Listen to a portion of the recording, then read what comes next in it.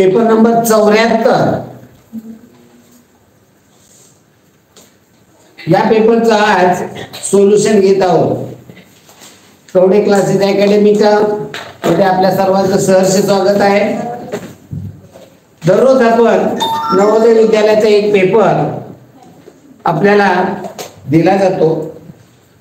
हा पेपर सोडवण्यासाठी वेळ दिला जातो आणि पेपर संपल्यानंतर त्याचं संपूर्ण सोल्युशन घेतलं जातं. सोल्युशन मध्ये तो संपूर्ण पेपर आपल्याला समजून दिला जातो. या पद्धतीने आपण प्रोसिजर इयत्ता 8वी स्कॉलरशिप साठी वापरतो आहोत. या पद्धतीने इयत्ता 5वी आणि इयत्ता 8वी या दोन वर्गाचं आपलं नेहमीच सोल्युशन होत आहे. आणि या सोल्युशन मध्ये आपल्या सर्वांचं स्वागत आहे. आपण पेपरचं पुढे पेपर नंबर 74 सोल्युशन पाहूया. पहा विद्यार्थी मित्रांनो, आपल्याला या ठिकाणी नवोदय विद्यालयासाठी बुद्धिमत्ता हा विषय असेल तर यामध्ये आरशातील प्रतिबिंब, पाण्यातील प्रतिमा, घड्याळाच्या दिशेने फिरणं, घड्याळाच्या विरुद्ध दिशेने फिरणं या गोष्टीवरती पूर्ण ट्रेस असतो. त्या पद्धतीने हा आपण पेपर समजून घेत आहोत. पहा या ठिकाणी वेगळी आकृती शोधा. या ठिकाणी 4 आकृत्या दिलेल्या आहेत. आपली वेगळी आकृती या ठिकाणी जर पाहिलं तर हा षटकोन आहे, षटकोन आहे, षटकोन आहे, षटकोन आहे. मग आपली वेगळी म्हणून आपण घेतलं तर तसं विचार करून चालणार नाही. या ठिकाणी बारकाईनं बघणं गरजेचं आहे. किंवा षटकोनाला 6 रेषा आहेत, तिथे 4च आहे, इथे 6 आहे, तिथे 6 आहे, मग काय फरक आहे? मी याच्यामध्ये बारकाईनं पहा, याच्यामध्ये बारकाईनं पाहिलं तर आतमध्ये जो चौकोन आहे या ठिकाणी चौकोन आहे, या ठिकाणी चौकोन आहे, या ठिकाणी चौकोन आहे. या चौकोनामध्ये 6 रेषांना आपण मोगम काढलं पण एवढंच केवळ बघून चालणार नाही. आतमध्ये जो चौकोन आहे त्याच्यामध्ये जी फुली आहे ही बाजूच्या माध्यमातून म्हणजे बाजूचे मध्य जोडलेले, या ठिकाणी कोपरे जोडलेले आहे, या ठिकाणी बाजूचा मध्य जोडला आहे, इथे बाजूचा मध्य जोडला, तर उत्तर पर्याय क्रमांक 2 येणार आहे. चला पुढील प्रश्न क्रमांक 2. प्रत्येक प्रश्न आपण आपल्याला या ठिकाणी बारकाईने समजून घेत आहोत. विचाराची दिशा आपण ठरवत आहोत. कोणकोणते अक्षर आहेत? V N X. यात पण V N X, V N X, V N X पाहिजे. इथे यू आलेला आहे, यू एन एक्स झालंय, तर उत्तर येणार पर्याय क्रमांक 4 हे उत्तर येणार. चला पुढील प्रश्नाकडे वळूया आपण. पुढील प्रश्न क्रमांक 3. त्याच्यामध्ये 3 चौकोन आहेत, त्यातले 2 एकत्र गुंफलेले आहेत, एक स्वतंत्र वेगळा आहे. या ठिकाणी 2 गुंफलेले आहेत, स्वतंत्र वेगळा आहे. या ठिकाणी 2 गुंफलेले आहेत, एक स्वतंत्र वेगळा आहे. आता या ठिकाणी हे तिन्ही एकत्र गुंफलेले आहेत, स्वतंत्र वेगळा एक नाही, त्यामुळे उत्तर पर्याय क्रमांक 4 येणार आहे. चला पुढे निंबाळकर काय हवं आपल्याला? काय अडचण आहे? गोल रंगवायचं कोणाकडे असेल तर द्या तिला अर्धा. पहा या ठिकाणी पहा बरोबर, या ठिकाणी पाहिलं तर या बारक्या भागामध्ये चौकोन आहे, बारक्या भागामध्ये चौकोन आहे, चौकोने चौकोने बघितलं तर त्याच्यावर निघत नाही. तर याचे भाग जर पाहिले तर 1 2 3 छोटा त्रिकोण, छोटा भाग, मोठा भाग, अर्धा. म्हणजे घड्याळाच्या दिशेने पाहिलं छोटा भाग, मोठा भाग, अर्धा भाग. आता इथे छोटा भाग, मोठा भाग, अर्धा भाग आहे का? अर्धा भाग, अर्धा भागच नाही. इथे छोटा भाग, मोठा भाग, अर्धा भाग, छोटा भाग, मोठा भाग, अर्धा भाग. इथे घड्याळाच्या विरुद्ध दिशेने. पण आपल्याला घड्याळाच्या दिशेने बघितलं असतं पण या ठिकाणी जर अर्धा भाग दिलेला असता तर या ठिकाणी हे दिलं असता, ही रेष दिलेली नसती, तर मग त्याच्यावरती आपल्याला बघावं लागलं असतं की कशा पद्धतीने आहे. असे प्रश्न येतात. इथे टेंटेटिव्ह पाहिलं, इथे 4 भाग आहेत म्हणून उत्तर पर्याय क्रमांक 2 हे उत्तर येणार आहे. आता पुढील प्रश्न हुबेहूब जुळणारी आकृती. हुबेहूब जुळणारी आकृती काही गोष्टी बघायच्या असतात, प्रत्येक छोट्या छोट्या गोष्टीवर लक्ष द्यायचं असतं आणि ती गोष्ट समजून घ्यायची असते.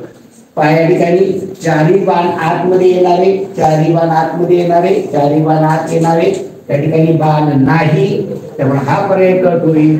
बाकी चारही बाण आत येणार. ओके, वरून लोंबती घंटी आहे, वरून लोंबती घंटी मोकळी आहे, घंटी आहे तर भरलेली घंटी. मग हा प्रश्न, मग हा पर्याय कट होईल.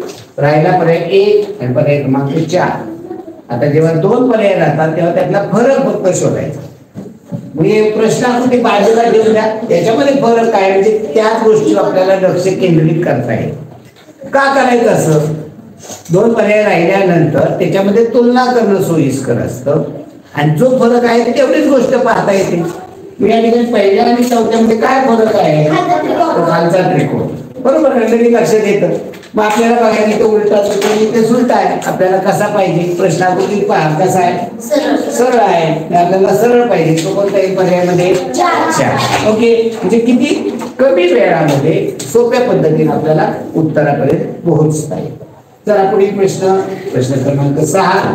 यामध्ये उजव्या बाजूच्या वरच्या चौकोनामध्ये 2 तिरक्या रेषा. उजव्या बाजूच्या वरच्या चौकोनात 3 आहे, चालेल का? उदाहरण 2 आहे, इथे 3 आहे. हा कट मी पहिला आणि तिसरा कट झाला. आता राहिला कोणता? दुसरा आणि चौथा. फरक शोधा. जेव्हा 2 राहिले की काय करायचं?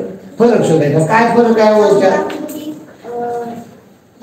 डाव्या बाजूला इथं 2 आहे, इथं डाव्या बाजूला 3 आहे. मग आपल्याला 2 पाहिजे का 3 पाहिजे? डाव्या बाजूला 2 पाहिजे. उत्तर येणार पर्याय क्रमांक 2, पर्याय 4. ओके, चला धन्यवाद मित्रांनो. अशाच पद्धतीने उत्तर देत चला, सांगत चला. ऑनलाईनला मला तुमचे चॅट दिसत आहे, त्याची उत्तरं टाकत चला. त्याच्या अगोदर तुम्ही लाईक करा, आपल्या मित्रांना शेअर करा. पण आल्यानंतर त्या ठिकाणी घंटी आहे, घंटी दाबा. लाईक करायला काय आहे? लाईक कसं करतात? लाईक करायला त्या ठिकाणी थंब आहे, त्या थंबवर क्लिक केलं की लाईक झालं. मी लाईक करा आणि पुन्हा त्या ठिकाणी उत्तर टाकत चला. माझ्या अगोदर तुमचं उत्तर पडलेलं असलं पाहिजे. माझ्या अगोदर तुमचं उत्तर पडलेलं असलं पाहिजे. लाईव्ह मध्ये आपण करतो. ओके, आणि मग तुमचं चुकलं तर चुकलं आणि खरं टाकायचं, दुसऱ्याचं ऐकून नाही.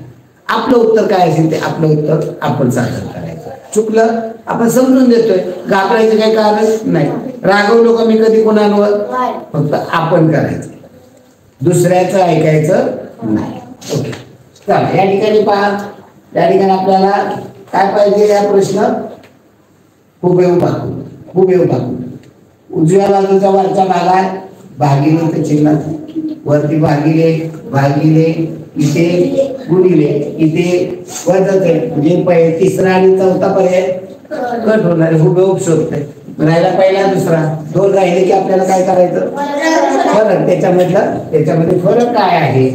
या ठिकाणी वजा आहे, या ठिकाणी अधिक आहे. म्हणजे या ठिकाणी पहा की आपल्याला उजव्या बाजूच्या खालच्या भागामध्ये अधिक आणि वजा चिन्ह आहे. मग आपल्याला काय पाहिजे? वजा पाहिजे. तर उत्तर येणारे पर्याय क्रमांक तिसरा पर्याय कट होणार, दुसरा पर्याय कट होणार आहे. चला पुढचा प्रश्न 8व्या प्रश्नामध्ये या ठिकाणी जे बाण आहेत, हे बाण बाहेर जाणारे चारी पण, चारी इथे बाहेर जाणारे नाही. ते उलटा आलेले हात येणारा, हाही उलटा आला हात येणारा, हा पर्याय कट होईल. चारी बाण बाहेर जातात. इथे एक आतमध्ये आहे, इथे हा आतमध्ये आहे. हा पर्याय कट होईल, पर्याय 4 कट होईल, पर्याय 1 कट होईल. आता राहिला पर्याय 2, 3. काय फरक आहे 2 आणि 3 मध्ये? खालच्या रेषा.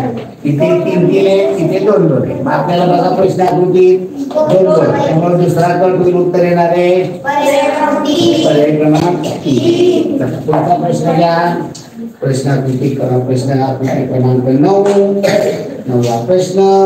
आणि अशा पद्धतीने एक प्रश्न आपण व्यवस्थित समजून घेतो आहोत.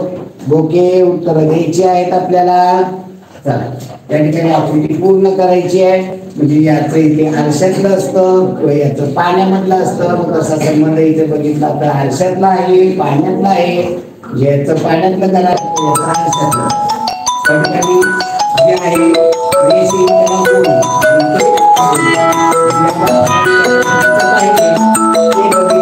पर्याय क्रमांक 3 आणि पर्याय क्रमांक 4 कट होईल. ज्या पद्धतीनं पाहिजे 3 आणि 4 पर्याय कट. आता 2 आणि 1 मध्ये हे बरोबर आहे. फरक काय आहे? तर या ठिकाणी तिरक्या रेषा दोन जादा दिले तिथे नाही. आपल्याला काय पाहिजे, जादा पाहिजे का नको. इथे जर पाहिलं तर इथे तिरक्या रेषा जादा एक्स्ट्रा नाहीये, त्यामुळे उत्तर येणारे पर्याय क्रमांक. नेक्स्ट पुढचा प्रश्न दावा. एक प्रश्न आकृती, प्रत्येक प्रश्न त्याच्यावरती बारकाईने मुलांच्या भाषेमध्ये आपण समजून घेत आहोत. 10वा प्रश्न, या ठिकाणी पहिल्याचा दुसऱ्याशी, दुसऱ्याचा तिसऱ्याशी, तिसऱ्याचा चौथ्याशी असा संबंध जोडा. याचं या ठिकाणी आरशातलं प्रतिबिंब आहे तो याचं पाण्यातलं आहे. म्हणजे याचंही तुम्ही इथं पाण्यातलं करू शकता किंवा याचं आरशातलं बाण वरून खाली येणारा बाण त्याच्यावर पहिल्या पर्याय 4 कट होईल. नंतर हे कंस आहे आतमध्ये तोंड करून आहे, इथे आतमध्ये तोंड करून कंस असतील, त्यामुळे पर्याय 2 मध्ये पाहिजे तसं नाहीये. पर्याय 3 मध्ये उलटे कंस आहेत, तर उत्तर येणारे पर्याय क्रमांक 1. पुढील 11 नंबरचा प्रश्न. पोलीस आपल्याला गती घेणं की वेळेत पूर्ण होणं गरजेचं आहे, पण आपल्याला 8 वाजता 8वीचं सोल्युशन आहे. तर या ठिकाणी रंगवलेला भाग बाहेरच्या बाजूला, इथं रंगवलेला भाग इथे येणार आहे आणि मध्ये इथलाही रंगवलेला.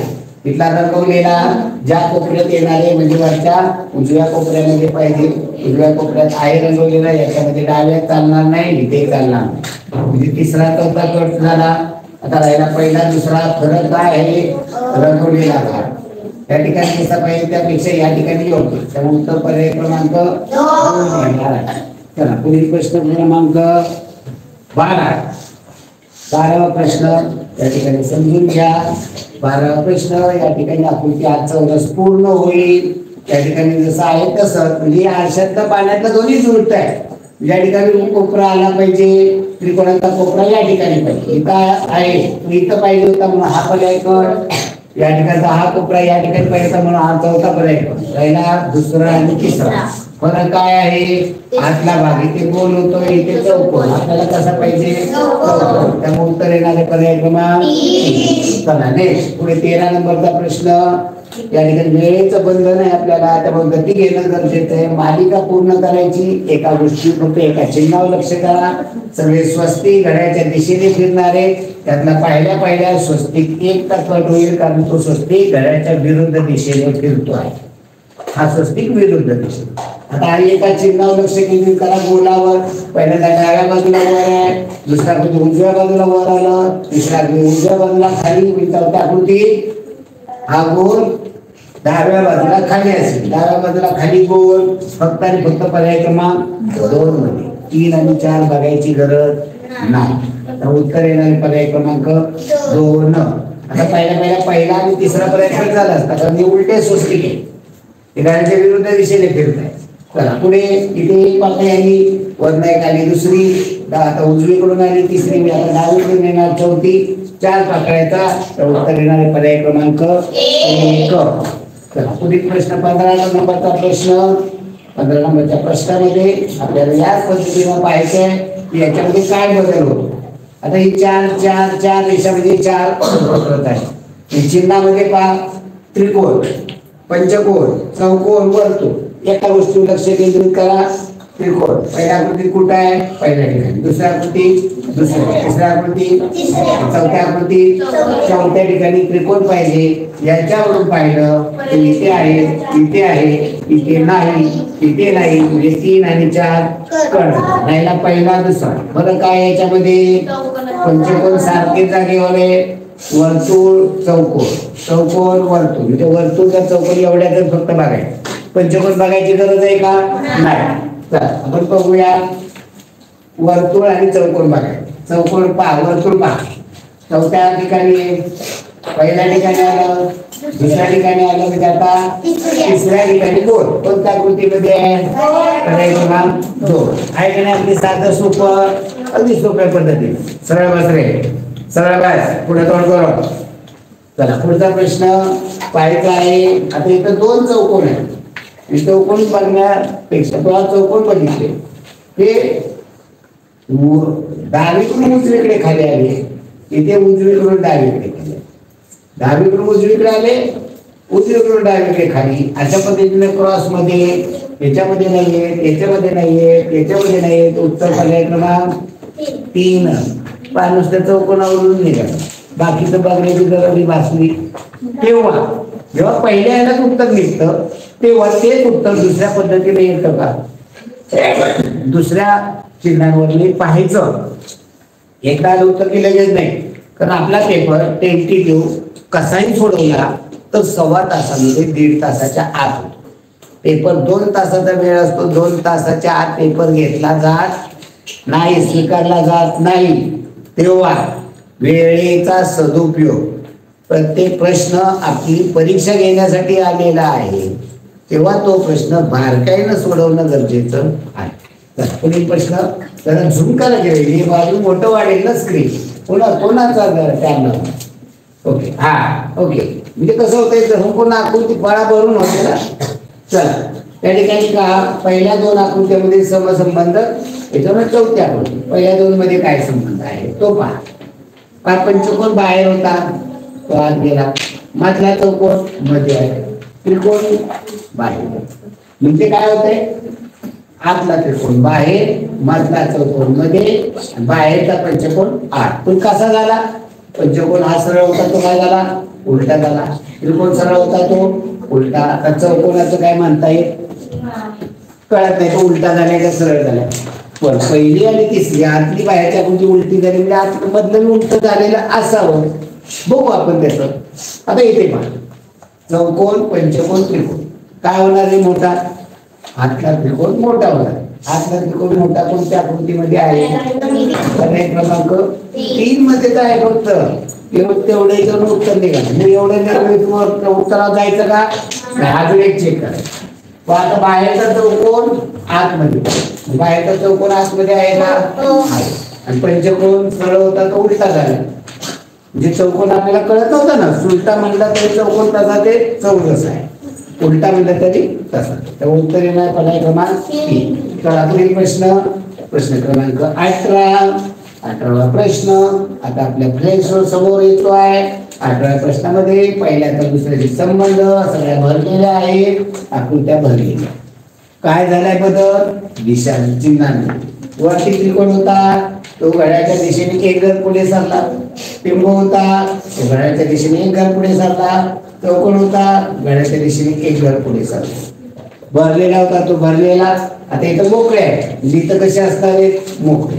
आता वरचा चौकोन आहे घड्याच्या दिशेने पुढे सरला तर कुठे येणार आहे, या ठिकाणी. या ठिकाणी चौकोन कुठे आहे, पर्याय क्रमांक 3. एका उत्तर निघाला. म्हणून अजून एक बघायचं.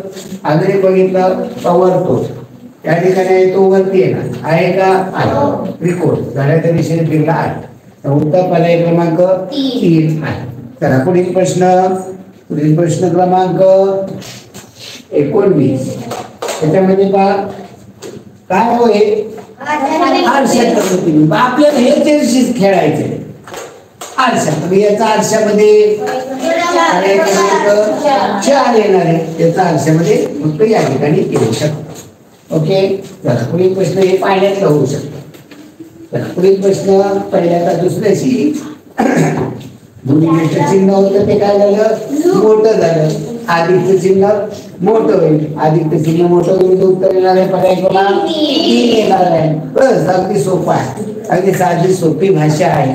अगदी तुम्हाला प्रत्येक अगदी 3रीच्या मुलांनाही व्यवस्थित कळेल. भौमितिक रचना पूर्ण करायची, ही आकृती या ठिकाणी जोडायची. म्हणजे या ठिकाणी आडवी रेष येईल, या ठिकाणी हा त्रिकोण पूर्ण होईल, या ठिकाणी हा चौकोन येईल. म्हणजे चौकोन कशा प्रकारचा पाहिजे, असा तिरका चालेल का, नाही. म्हणजे पहिल्या हा पर्याय. आता रंगवलेला भाग याला लगेच जोडलेला. म्हणजे चौकोनला इतर रंगवलेला भाग कोणत्या बाजूला पाहिजे, डाव्या हाताला पाहिजे. रंगवलेला भाग पर्याय क्रमांक 3 मध्ये आहे. या आकृती जुळवली तर होते का, पूर्ण होते. जगताप लक्षात येते का, ओके. त्याला पुढचा प्रश्न, प्रश्न क्रमांक 22. यामध्ये हा कर्व भाग आहे आणि याला जोडायचा. म्हणजे कसला भाग पाहिजे, कर्वचा. हा कर्व आहे का, म्हणजे आपण हे करतोय. या ठिकाणी आहे तिन्ही आहे कर्वचे भाग. पण आपल्याला टेंटेटिव्ह पहिल्यांदा कसा पाहिजे, सरळ जुळणारा. जर नसेल तर फिरले. सरळ जुळणारा कोणता आहे, 3 आणि 4 फिरवत बसायची गरज आहे का, उत्तर येणारे पर्याय क्रमांक 2. 23वा प्रश्न. या ठिकाणी आकार पहा, कर्वचा आकार आहे. त्रिकोण आहे, पुन्हा कर्वचा आकार. या पद्धतीचा आपल्याला पाहिजे. आता कर्व त्रिकोण कर्व कर्व आहे का हा बरोबर नाही. हा कर्व ज्या पद्धतीनं पाहिजे तसा हा कर्व आकार नाही. हा पर्याय कर. आता कर्व इथं काय पाहिजे, त्रिकोण आहे का इथं त्रिकोण, हा पर्याय कर. आता राहिला पहिला आणि चौथा. पहिला आणि चौथ्यामध्ये फरक काय आहे, मागच्या बाजूला इथे इथे आकार, या ठिकाणी त्रिकोणी आकार, या ठिकाणी कोणता येतो एक. इथे त्रिकोण आहे म्हणजे इकडे पण काय असणार त्रिकोण, म्हणजे असा चौरस कोणावरती उभा असणार, हा चौरस तयार होणार आहे. तर नेक्स्ट फक्त 24वा प्रश्न, प्रश्न क्रमांक 24. त्याच्यामध्ये पहा या ठिकाणी बसणारा भाग पहा, या ठिकाणी वर्तुळ सगळीकडे वर्तुळ आहे. आता हा तिरका मग आडवी रेषा, तिरका आडवी रेषा, तिरका आडवी रेषा, तिरका आडवी रेषा, तिरका आडवी रेषा, स्वाभाविक आहे, कुठेही वेगळेपणा नाही. नंतर पहा काय हा तिरका भाग किती तिरका आहे, किती लांब आहे ते पहा. इथं आहे का तसा तिरका भाग, हा पण एक इथे तिरका भाग, इथे तिरका भाग, इथे तिरका भाग आहे, पण इथे जेवढा लांब पाहिजे तेवढा नाही. ओके, त्यामुळे हा पर्याय कट होऊ शकतो. नाही झाला तर आपला हा फक्त पर्याय कट झालाय, बाकीचे याच्यावर पाहूया.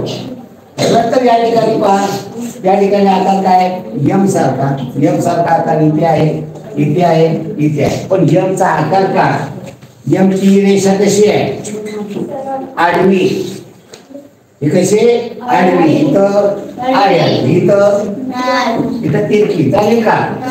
हा पर्याय कट झाला, इथे आडवी आहे. आता राहिला पर्याय 2, 4. फरक काय आहे, खालचा भाग, खालचा भाग या ठिकाणी तिरकी रेषा आडवी, इथं तिरकी रेषा, तिरकी रेषा. मग आपल्याला कसं पाहिजे, तिरकी रेषा, तिरकी रेषा. त्याला उत्तर येणारे पर्याय क्रमांक 4. एवढाही वेळ लागतो काही प्रश्नांना, तेवढा वेळ आपण दिलाच पाहिजे. तर पुढे RQD डीच याचं लगेच तुम्हाला जमतं, या डीचं इथे अर्थ करायचं म्हणजे या पद्धतीनं होणार. या पद्धतीनं डी वरनं कोणता पर्याय करतो, चौथा डी, ज्या पद्धतीने तो सरळ दिला म्हणजे हा पर्याय करतो.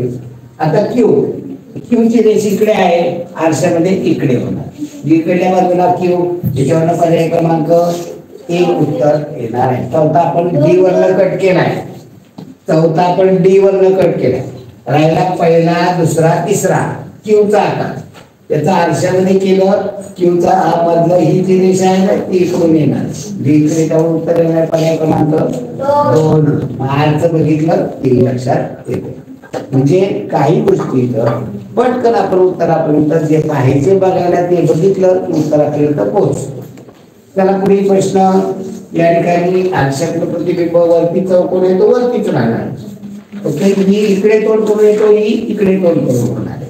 तर पहिल्या दुसऱ्या मधला की जसाच्या तसा आहे, चालणार नाही. तर पहिला दुसरा कट झाला, राहिला तिसरा, चौथा. बघायचं काय आहे, चौकोन, वरती चौकोन आहे, इथं वर त्रिकोण आहे, इथं त्रिकोण आहे. कोणता आहे उत्तर, क्रमांक 4.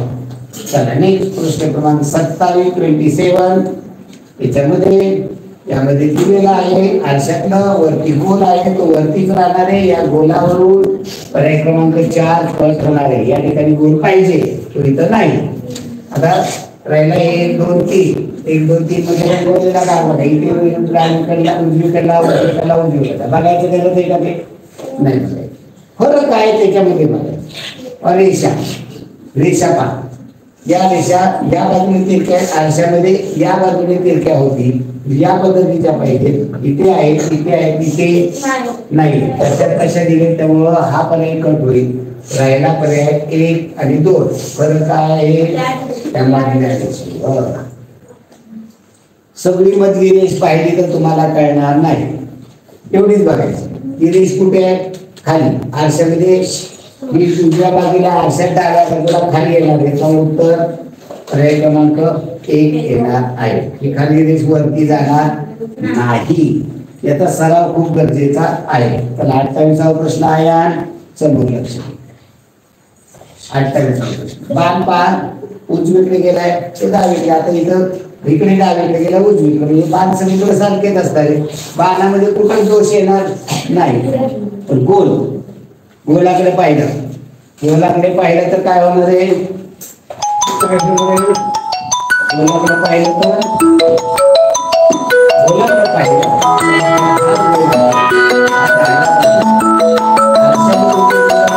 उजव्या बाजूला गोल येणार आहे.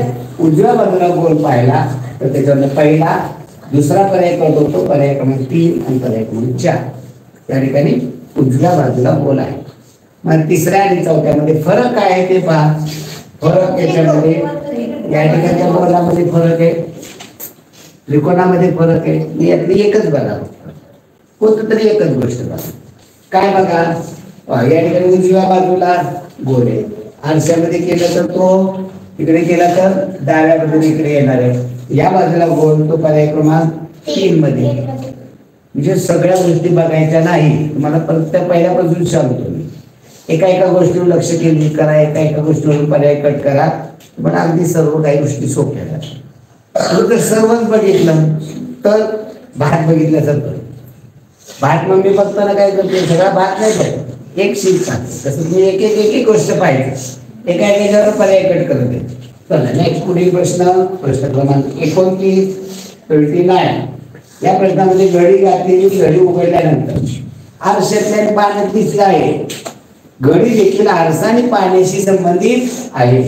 पायथून खालून वर घडी घातली, तिकडून घडी इकडे घातली, खालून तिरकी घडी घातली, ती उघडली तर हेच गोल येतील. 3 2 1 म्हणजे इथं 3 2 5 आणि 6 आहे, तिकडे उघडले 6 6 6 12. आकार कसा होणार आहे ते 5, हे 3 नंतर 2 नंतर 1.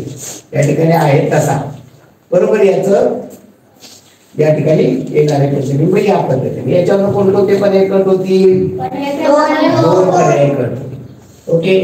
आता याच्याकडे बघा प्रश्न आकृती. केवळ याच्यावर बघितलं तर आपण 1 3 4 हा आकार कोणकोणत्या उत्तर आकृतीमध्ये आहे?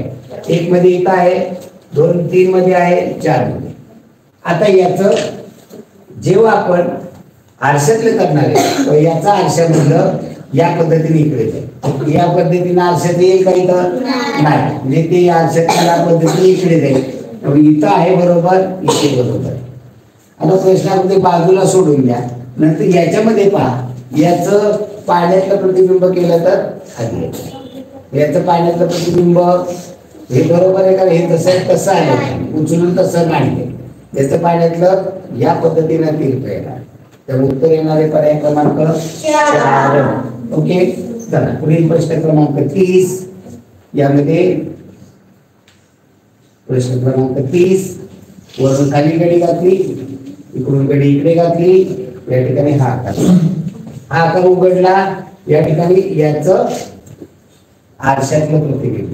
या ठिकाणी पहा हा आकार, या ठिकाणी या बाजूला हाच आकार येणार आहे. याच्यावरून हा आकार या ठिकाणी आहे. तो आकार कुठे कुठे आहे? इथे आहे, इथे आहे, इथं आहे का? नाही. इथं आहे का प्रश्न आकृतीचा आकार? म्हणजे पहिल्या 3 आणि 4 कट होत आहे. आता याचे इकडे आरशातले येणार, याचा आरशातले इथे यायला पाहिजे. दाखवलंय का? 2 कट होऊन उत्तर येणारे पर्याय क्रमांक 1. आपण सगळंच पाहत बसत नाही. पहा, हे तुम्हाला शिकवतोय. या ठिकाणी प्रत्येक आकृती काढत बसा मग ते कसं दिसेल नाही. आपण इथं क्लुप्त्या शिकतो.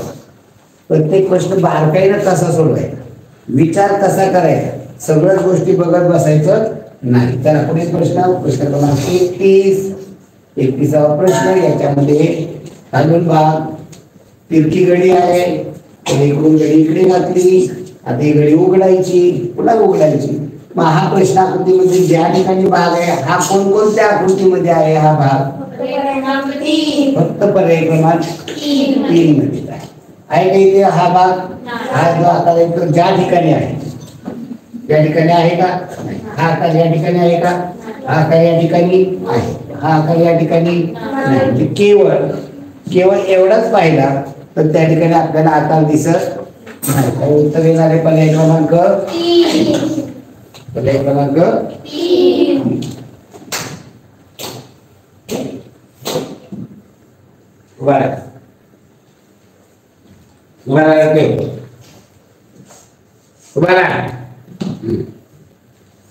पुढचा प्रश्न, प्रश्न क्रमांक 32.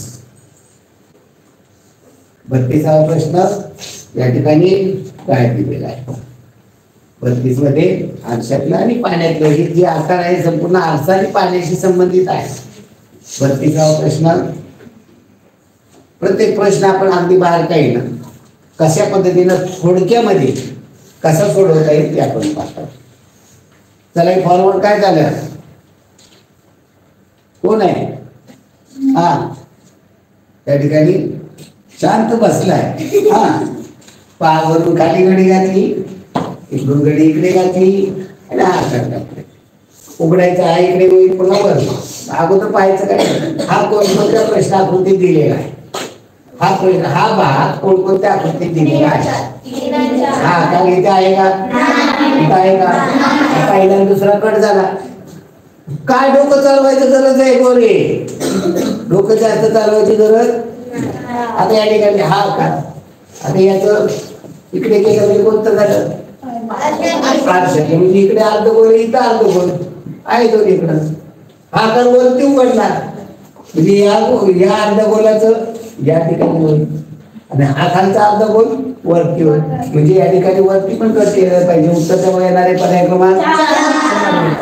ओके, चला पुढे प्रश्न तोड देऊन येताना त्या ठिकाणी तुकडे आहेत. तुकडे एकसंध करायचे, जोडून आकृती तयार करायची.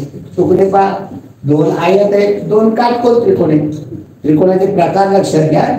काटकोन म्हणजे एकूण 4 तुकडे.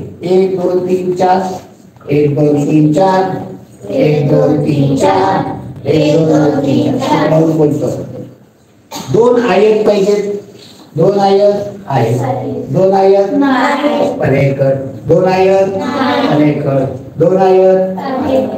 आता त्रिकोण, हे त्रिकोण कसले? दोन काटकोन त्रिकोण आहेत. दोन काटकोन त्रिकोण याचा हा कट झाला, हा कट झाला. दोन काटकोन त्रिकोण.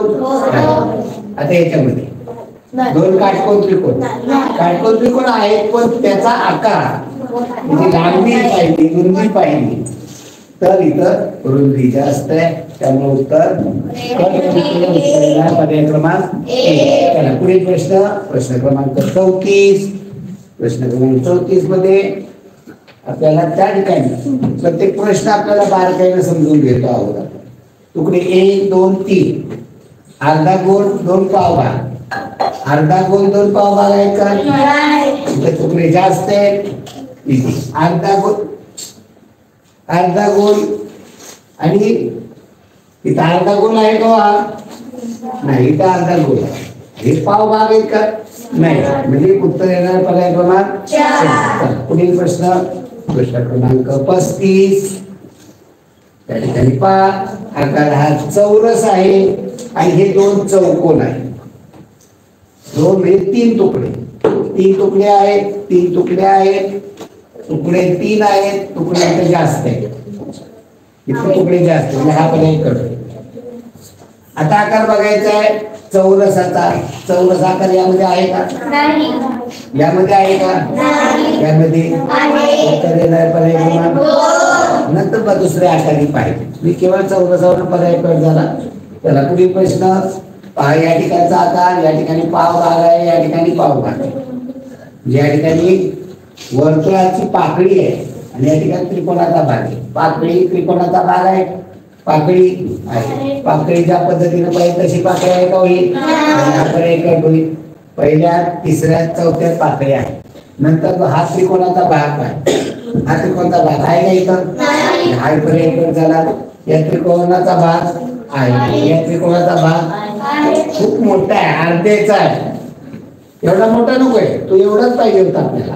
त्यामुळे हा काही उत्तर येणार पर्याय क्रमांक 3. प्रश्न क्रमांक 37, 37वा. या ठिकाणी लपलेली आकृती शोधा. लपलेला आकार टेंटेटिव्ह बघत जायचा, तेव्हा गिरवत जायचं. तिरका, त्रिका, ज्या त्रिकोणासारखा भाग आहे तिरका, उभी, आडवी, उभी. पायात ज्या पद्धतीचा त्रिकोण पाहिजे तसा त्रिकोण कुठे जुळते तर फक्त या ठिकाणी जुळते. या ठिकाणी तसा त्रिकोण आहे, त्याला उभी रेष नाही. आणि इथं आकार तो नाही. याच्यामध्ये तो आकार आहे का हो? याच्यामध्ये असा त्रिकोणी आकार आता याच्यामध्ये पहा. त्याच्यामध्ये इथे जर तुम्ही पाहिला इथे तिरका आहे पण त्याला उभी रेष नाही. वरती पाहिला तर या ठिकाणी त्रिकोणी आकार, उभी रेष, आडवी रेष. उत्तर येणारे पर्याय क्रमांक 4. चला पुढील प्रश्न क्रमांक 38. 38वा प्रश्न. उभी रेष आणि त्या ठिकाणी त्रिकोण. उभी रेष आणि त्याला त्रिकोण जोडलेला त्याला उभी रेष. तर या ठिकाणी काटकोन त्रिकोण आहे. इथं उभी रेष आहे त्याला आडवी रेष आहे का जोडलेली? हा चालणार नाही. उभी रेष जिथं उभी रेष तिथंच फक्त बघायचं. इकडे उभ्या रेषेला आहे का जोडलेलं नाही. त्या ठिकाणी उभ्या रेष त्याला त्रिकोण जोडायला आडवी रेष आहे का या त्रिकोणाची? नाही. इथं आहे का? नाही. उभ्या रेषेला फक्त आणि फक्त पर्याय क्रमांक 1. तर पुढील प्रश्न क्रमांक 39. याच्यामध्ये पहा उलटा त्रिकोण आडवी रेष. उलटा त्रिकोण आहे तर आहे त्याला आडवी रेष. उलटा त्रिकोण आहे का कुठे? इथं उलटा त्रिकोण आहे का? आडवी रेष. इथं उलटा त्रिकोण आहे का? उत्तर येणारे पर्याय क्रमांक 9. चला पुढे प्रश्न क्रमांक 40. 4 पण त्याला कोण नाही वरती आडवी रेष असणारा 4. पहा या ठिकाणी तिरकी रेष, आडवी रेष, उभी रेष, आडवी रेष आहे. इथे पहा 4 आकार आहे पण इथं वरती आडवी रेष पाहिजे 4 आकार आहे. इथं खाली आहे तिरकी रेष, आडवी रेष, उभी रेष, इथं आडवी रेष. या ठिकाणी आहे, या ठिकाणी आहे. जागा पहा यातला इथे आहे याच्यामध्ये या ठिकाणी. आता या ठिकाणी असा मोठा पण होऊ शकतो. पहा या ठिकाणी तिरकी रेष, आडवी रेष, उभी रेष आणि जे आकार आहे त्यामध्ये इथं बघितला छोटा इथे मोठा. पण या ठिकाणी काय बघायचं ते नंतर बघू. इथं आहे का तो 4 सारखा आकार? नाही. इथं आहे का? कोणाच जोडलंय? जसं या दोघांमध्ये आहे पण कोठे आहे तो समजून. या ठिकाणी जर पाहिला 4 तर तो लहान आकार. या ठिकाणी पाहिला तर मोठ्या आकारात. या ठिकाणी आहे मोठ्या आकारात. इथला अंतर बघा. त्या आडव्या रेषेपासून उभी रेष किती आलेली? फक्त एवढी. इथे बघितलं तर हा मोठा आकार, एवढा मोठा आकार या ठिकाणी. या ठिकाणी पहा तिरकी रेष, आडवी रेष, उभी रेष आणि आडवी रेष. त्या उत्तर येणारे पर्याय क्रमांक 1. चला पुढील प्रश्न क्रमांक 41 गणिताचा आहे. गणितामध्ये आपण पाहूया. गणितामध्ये स्क्रीनला घेऊया. पहिला प्रश्न गणिताचा.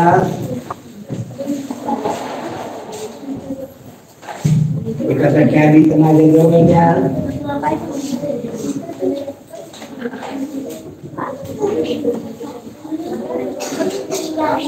लाईनला दूर गेला नाही असं कॅब द्या.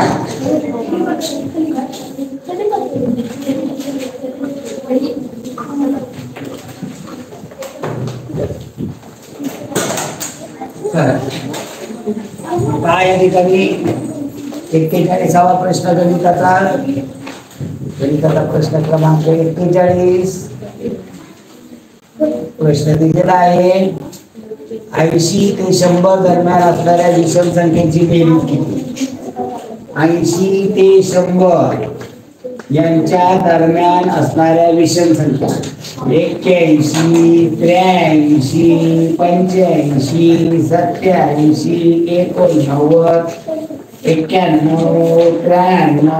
95, 97, 99. किती संख्या येते? 10. यांची काय विचारली आपल्याला? बेरीज. लिहून बेरीज करा. ओके मुलगा सर्वसार करणार. आता 10 संख्या आहे त्याची सरासरी किती आहे? नाही लक्षात येईल. पहिली संख्या आणि शेवटची संख्या जोडी करा. किती होईल? 99, 81. बेरीज किती? 180. 180, 83 आणि 97 बेरीज किती? 180. 85, 95 बेरीज किती? 180. 87, 93 बेरीज किती? 180. आणि 89 आणि 91 बेरीज किती? 180. 180च्या 5 गुण्या होतील. 118 पैकी 90. म्हणजे सर्वसाधारण मुलगा असा करेल. थोडा हुशार मुलगा असा करेल. आणि अति हुशार असतो ना तो काय करतो? मधल्याची याची सरासरी काढ. मधल्या या संख्या 11 संख्या असते तर 5वी 6वी संख्या घेतली. 10 संख्या आहे तर मधली कोणती संख्या आहे? 5 नंबर पुढे 5 नंबर खालून 5 नंबर म्हणजे 5.5 नंबरची पाहिजे. इतर नाहीये. आता 3 असते तर मधली दुसऱ्या नंबरची घेतली असते. 5 असते तर 3 नंबरची घेतली असते. इतर 89 आणि 91 याची जर बेरीज केली तर 180. याची सरासरी केली तर 180 भागिले 2 90 येते. 90 सरासरीच्या 10 संख्या आहेत. या सगळ्या संख्येची सरासरी 89 आणि 91 याच्यामधली संख्या याची सरासरी 90 येते. 90 सरासरी असणाऱ्या 10 संख्येची बेरीज 90 गुणिले 10 उत्तर येणार आहे 9. म्हणजे पद्धत 1 आहे, 2 आहे, 3 आहे.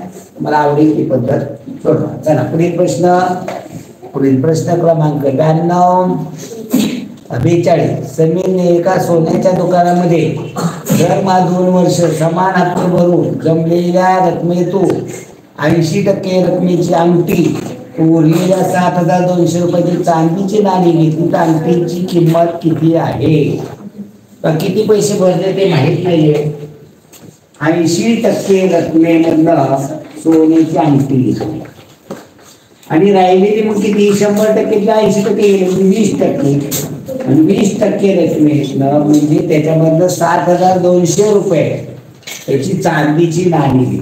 म्हणजे 20% बरोबर 7,200. मग प्रश्न काय विचारलाय त्यांनी? तर त्याची अंगठी घेतली, अंगठीचे पैसे. आता पहा हुशार मुलगा कसा करेल ते पण सांगा. 20% बरोबर 7,200. 100% बरोबर काढावं लागेल. 100% बरोबर x. मांडणी काय होईल? x बरोबर 7,200 गुणिले 100 भागिले 20. 1 शून्याला 1 शून्य गेला का 20 5 100 ते पैसे झाले. 7,200 गुणिले 5 हे 2 शून्य मांडून टाका. 72 गुणिले 5 5 गुणे 10 शून्य चले 5 35 36,000 रुपये म्हणजे 100% एकूण रक्कम. आणि त्याने विचारले अंगठीचे पैसे किंमत किती? 80%चे काढले. मग 36,000चे 80% काढावे.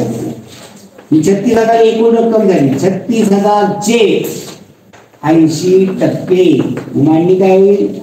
36,000 गुणिले 80% म्हणजे 80 अंश छेद 100. 1 शून्य इकडला घालवा, इकडे 1 शून्य घाला. 3,600 गुणिले 8 2 शून्य मांडून टाका खाली. 8 48 48 8 4 8 24 4 28,800 रुपयाची काय घेतली आहे? अंगठी. आता हुशार मुलगा हे दोन्ही इथं 2 करायला लागले. 2 वेळा करावं लागेल. तो काय करणार आहे पहा हुशार मुलगा. 20% म्हणजे 7,200. 20% बरोबर 7,200. तर आपल्याला विचारले अंगठीची किंमत. अंगठीची किंमत किती आहे? 80%. म्हणजे तो करायचं. आणि 20% बरोबर 7,200. 80% बरोबर किती? 80% बरोबर x. साधं सोपं आहे. संक्षिप्त रूप द्यायची करूया. x बरोबर 80 गुणिले 7,200 भागिले 20. 20 ते इथे गेले 20 इथे 20 चौक 80. 7,200 गुणिले 4 हे 2 शून्य मांडून टाकले. गडी व्हायला 4 गुणे 8 4 7 28 आला 28,800. हुशार मुलगा हे पण करत बसला नाही. तो काय बघेल 20 ची किती पडते? 4 म्हणजे 7,200 ची डायरेक्ट 4 पडते. हे बंद करत बसायची गरज नाही. तर हा 42 नंबर प्रश्न झाला. 43 नंबरचा प्रश्न आहे. एका मैदानात काही मुले रांगेत उभी आहेत.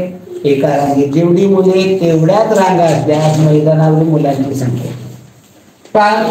2 मुलं आहेत आणि 2 मुलांच्या 2 रांगा. 2 रांगा. 2 मुलांच्या 2 रांगा. किती झाली मुलं? 4. 3 मुलं आहेत. 3 मुलांच्या 3 रांगा केल्या तर किती झाली?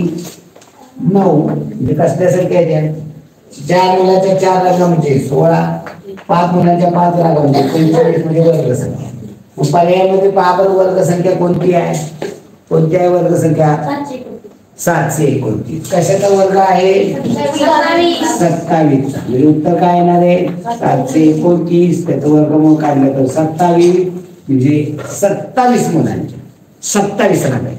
एका लाईन मध्ये 27 मुलं, अशा 27 रांगा केल्या तर मुलं होणार आहेत 729. बाकीची कोणती वर्गसंख्या नाही. त्याला 44 रुपये. काय रुपये? 205 ला 5 वाट्या मिळतात तर 13 वाटे. 205 रुपयाला 5 एकमान पद्धतीमध्ये घ्या तुम्ही. 205 रुपयाला 5 वाट्या. इथं रुपये आहे, इथे वाट्या. कुठे आहे? अगोदर वाट्या लिहिल्या तर रुपये दिले तरी चालेल. रुपये वाट्या, व रुपयाखाली रुपये, वाट्याखाली वाट्या. तर 205 रुपयाला 5 वाट्या तर 13 वाट्यांची किंमत. 13 कुठे लिहिले पाहिजे? वाटे. आणि किंमत माहित नाही एक्स. आणि काय होईल? एक्स बरोबर 205 गुणिले 13, तिरकस गुणाकार, भागिले 5. 5 मी कोणाला सक्सित करून राहिलो? 205 13 ला जाईल का? नाही. 5 5 इतके काय गुणिले 13, 13 एके 13 3 चले 13 चोक 52 किती येणार आहे? 533. चला 45वा प्रश्न. हे पटपट लिहून घ्या. ज्यांचं चुकलेलं आहे त्यांनी लिहून घ्या. ज्याचं बरोबर आलंय त्यांनी समजून घ्या. ज्याचं उरकत नाही त्यांनी स्क्रीनशॉट काढून घ्या. 2 वजा 9/7 कंसामध्ये पहा. 2 वजा 9/7 अधिक 1/5 गुणिले 7/8 अधिक 1/5 गुणिले 7/8. आता इथं कंस सोडवायचा असतो. नियम कंस सोडवायचा असेल तर इथं पहिला वजाबाकी नंतर बेरीज. आता यात तुम्ही वजाबाकी केली, येणार उत्तर पुन्हा बेरीज केली चालेल. हुशार मुलगा काय करेल? याचाच लसावी काढेल. इथं 2 ला छेद काय नेमके किती असतो? 1. 7 आणि 5 चा लसावी किती? 35. या एकाची किती पट आहे? 35.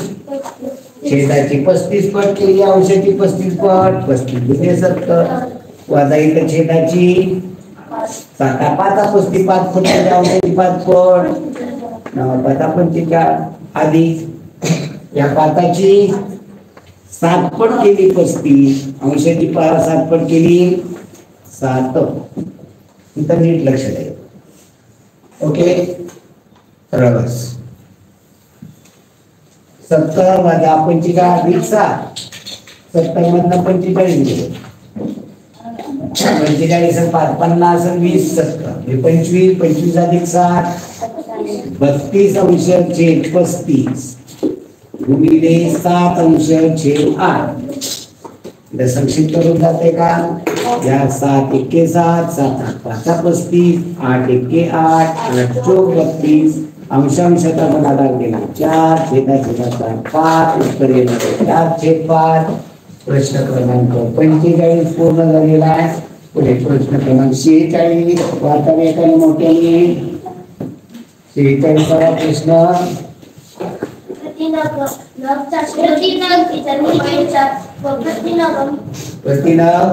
425 किमतीच्या 3 खुर्च्या व प्रतिनग 2750 किमतीचे 2 टेबल याची एकूण किंमत किती? 425 रुपये या किमतीच्या 3 खुर्च्या दुकानात गेलो आपण आणि 425 रुपयात 3 खुर्च्या घेतल्या, 2750 रुपये किमतीचे 2 टेबल घेतले तर किती पैसे दुकानदाराला द्यावे? 425 गुणिले 3 पिनाकाची 15 5 8 1 3 6 7 3 चौक 12. खुर्च्याची झाली 1275.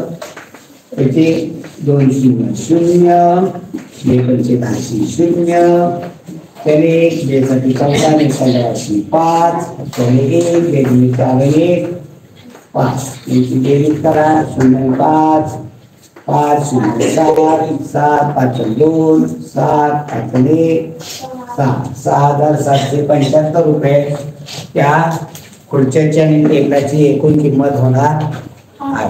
त्याला पुढे 47वा 25 पेनांची किंमत 99 रुपये, तर एका पेनची किंमत किती?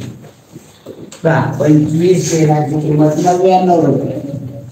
एक मान मध्ये मानी होईल 25 पेन किंमत 99 एका पेनची. पेनाखाली पेन माहित नाही एक्स मांडणी काय होईल? एक्स बरोबर 1 गुणिले 99 भागिले 25. कुणाकडे 99 संक्षिप्त रूप द्या, जातो का? नाही जात. मग इथं भागाला बसावं लागेल. 99 25 त्रिक 75 99 मधनं 75 गेले, 24 राहिले. 24 वर मानाचा शून्य घेतला, दशांश चिन्ह 240 झाले. 25 90 25 2 240 मधनं 225 गेले. 15 राहिले, 15 शून्य घेतले, 150 25 26. हुशार मुलगा काय करेल? मला याचा छेद 10 100 1000 करायचा. लिहितं 99 अंश छेद 25 झाले. याचा छेद मला 10 100 1000 किती करू शकतो? 100. याची किती पट करायला लागेल? 4 तर याची 4 तर 25 चोक 100. तिथे 4 9 36 7 4 3 4 9 36 3 49. 2 शून्य दशांश चिन्ह 2 संख्येच्या आलं फक्त. आवडेल ती पद्धत वापरा. ऐवळे असं काय माझं बंधन नाही तुम्हाला की नाही ना असं सोडवा. मी सांगितलं मी फक्त तुम्हाला शिकवतोय पद्धती. तुम्ही वेगवेगळ्या पद्धती वापरायच्या. एक पद्धत येत असेल तर दुसरी पद्धत यायला लागली तिसरी पद्धत. म्हणजे वेगवेगळ्या पद्धतीनं प्रत्येक प्रश्न आपल्याला सोडवता आला पाहिजे. चला पुढील प्रश्न. एका गाडीने 90 किलोमीटर म्हणजे एकूण अंतराच्या 3/8 अंतर पार केले तर शिल्लक राहिलेले अंतर किती? आता 90 किलोमीटर. प्रश्न क्रमांक किती आहे हा? 48. एका गाडीने 90 किलोमीटर म्हणजे 3/8 भाग अंतर पूर्ण केले. याचा अर्थ काय होतो? 3/8चा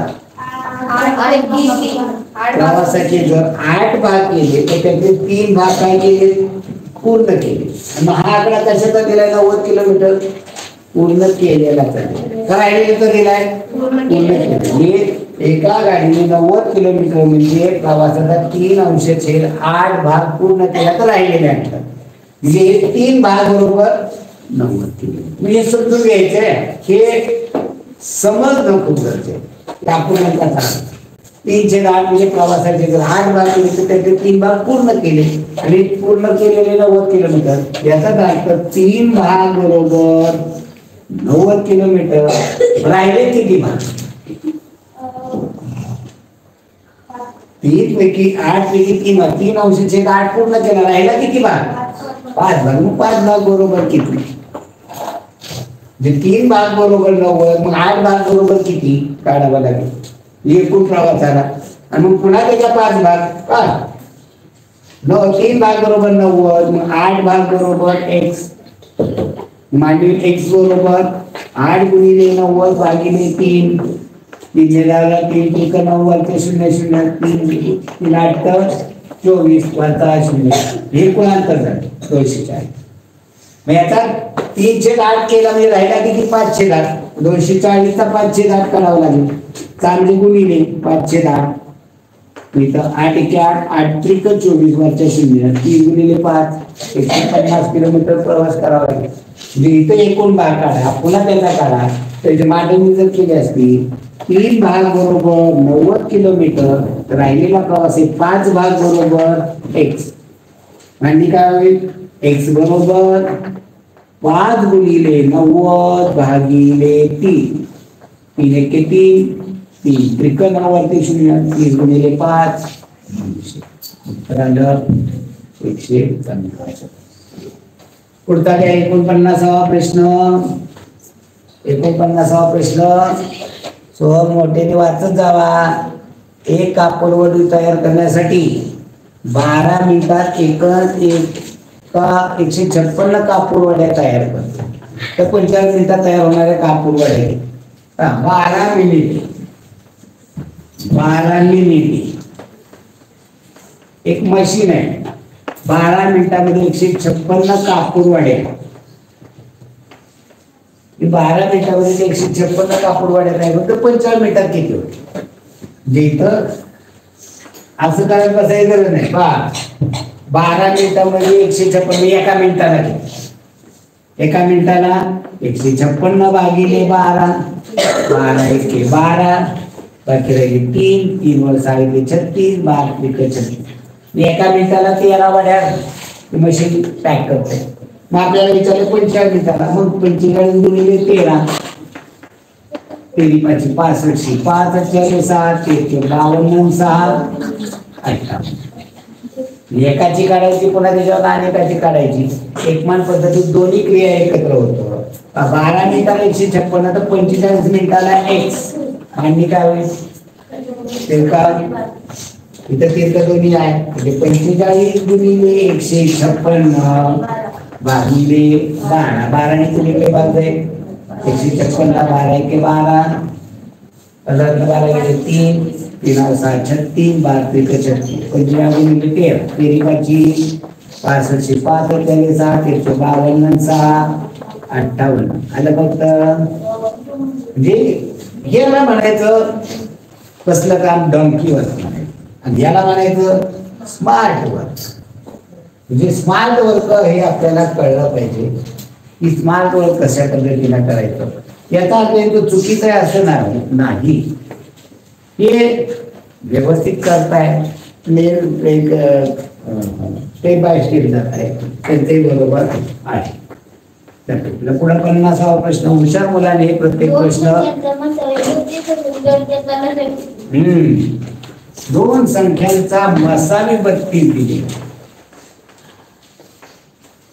आणि लसावी किती असं विचारलं. आणि याचे पर्याय सांगा रे. लसावी 134, 134, 168, 180, 192.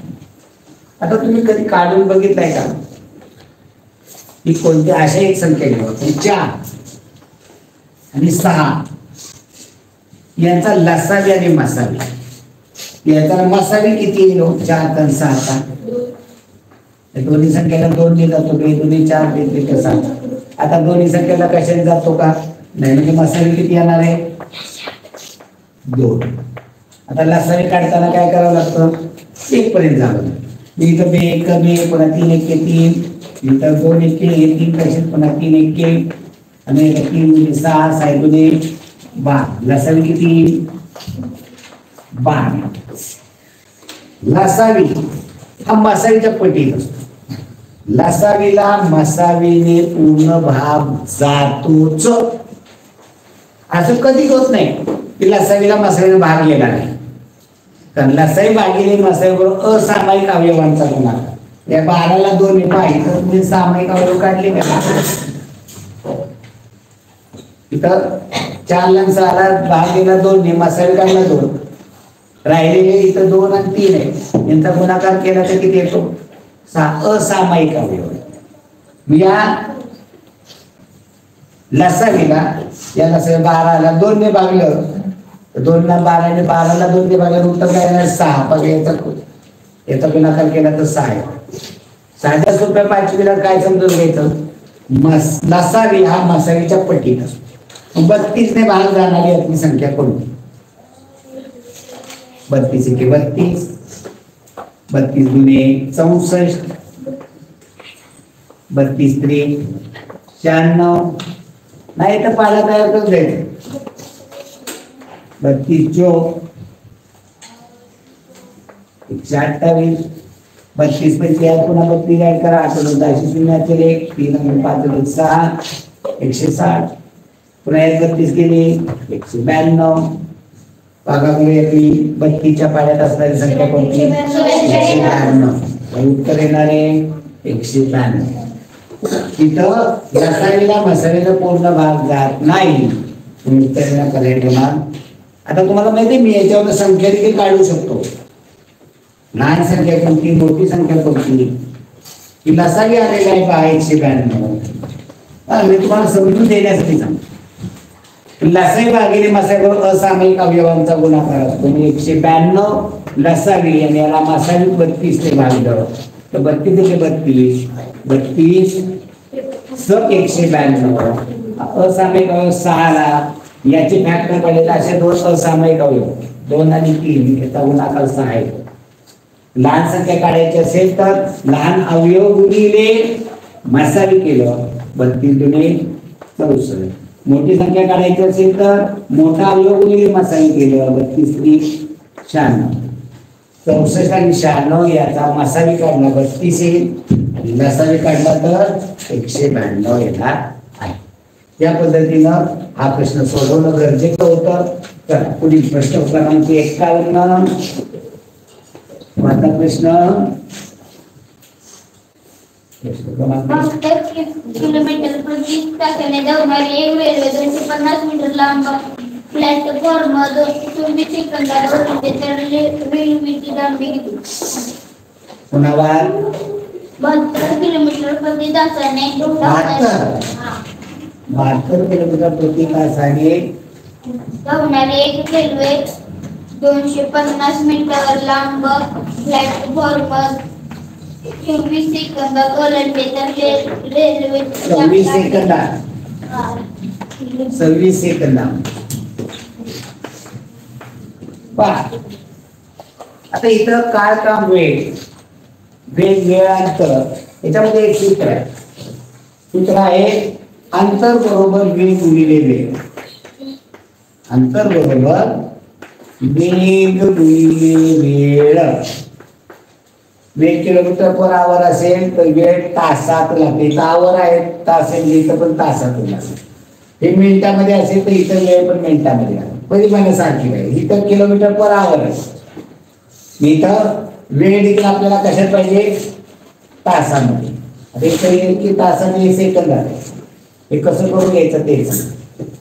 आता हे शॉर्ट पद्धत नंतर सांग. आता वेग गुणिले वेळ. वेग किती आहे 72 किलोमीटर पर आवर 72 किलोमीटर प्रति तास एका तासाला 72 किलोमीटर. तर वेग आला 72 आणि वेळ आहे 26 सेकंद. इतर कशा पद्धतीने सोडवं. वेग आहे 72 वेळ आहे 26. आता हे मांडणी करताना इथं आपल्याला एवढंच कळतं पण हा सोप्या भाषेमध्ये कसा सोडवायचा एकमान पद्धतीमध्ये. पुन्हा शॉर्ट मध्ये पण सांगू आपण पद्धत. वेगमान पद्धतीमध्ये याची मांडणी होते. 72 किलोमीटर पर आवर म्हणजे एका तासाला 72 किलोमीटर. एक तास 72 किलोमीटर. इथं सेकंद म्हणजे याचे केले पाहिजे काय केले पाहिजे तासाचे सेकंद. एका तासाचे सेकंद 3600 सेकंदाला याची मीटर करा. 72 किलोमीटरची मीटर किती होती 72,000 मीटर. 3600 सेकंदाला 72,000 मीटर. तर 23 सेकंदाला किती 23 सेकंद कुठे गेले पाहिजे सेकंदाखाली. 23 सेकंदाला माहित नाही अंतर एक्स उत्तर येणार मीटर मध्ये 26 सेकंद 26 आहे. Okay 26 good. हे लक्ष पाहिजे तुमचं. हे बोललं पाहिजे. मी तर मांडणी काय एक्स बरोबर 72,000 गुणिले 26 भागिले 3600. मी तर 2 शून्याला 2 शून्य गेले 36 एके 36 36 दुणे 72 वरच्या शून्य 0 26 गुणिले 20 करायचे. हा शून्य मांडून टाका 26 गुणे 52 हे 520 मीटर जाणार आहे अंतर 26 सेकंदामध्ये. प्लॅटफॉर्म आणि गाडी याचं अंतर टोटल 520 जाणार आहे. त्यातनं प्लॅटफॉर्मचं वजा केलं की गाडीचं अंतर येणार. याच्यामधनं प्लॅटफॉर्मचं अंतर 250 आहे हे वजा केले उत्तर येणार आहे 270 मीटर. ही आगगाडीची लांबी ही आगगाडीची लांबी आहे.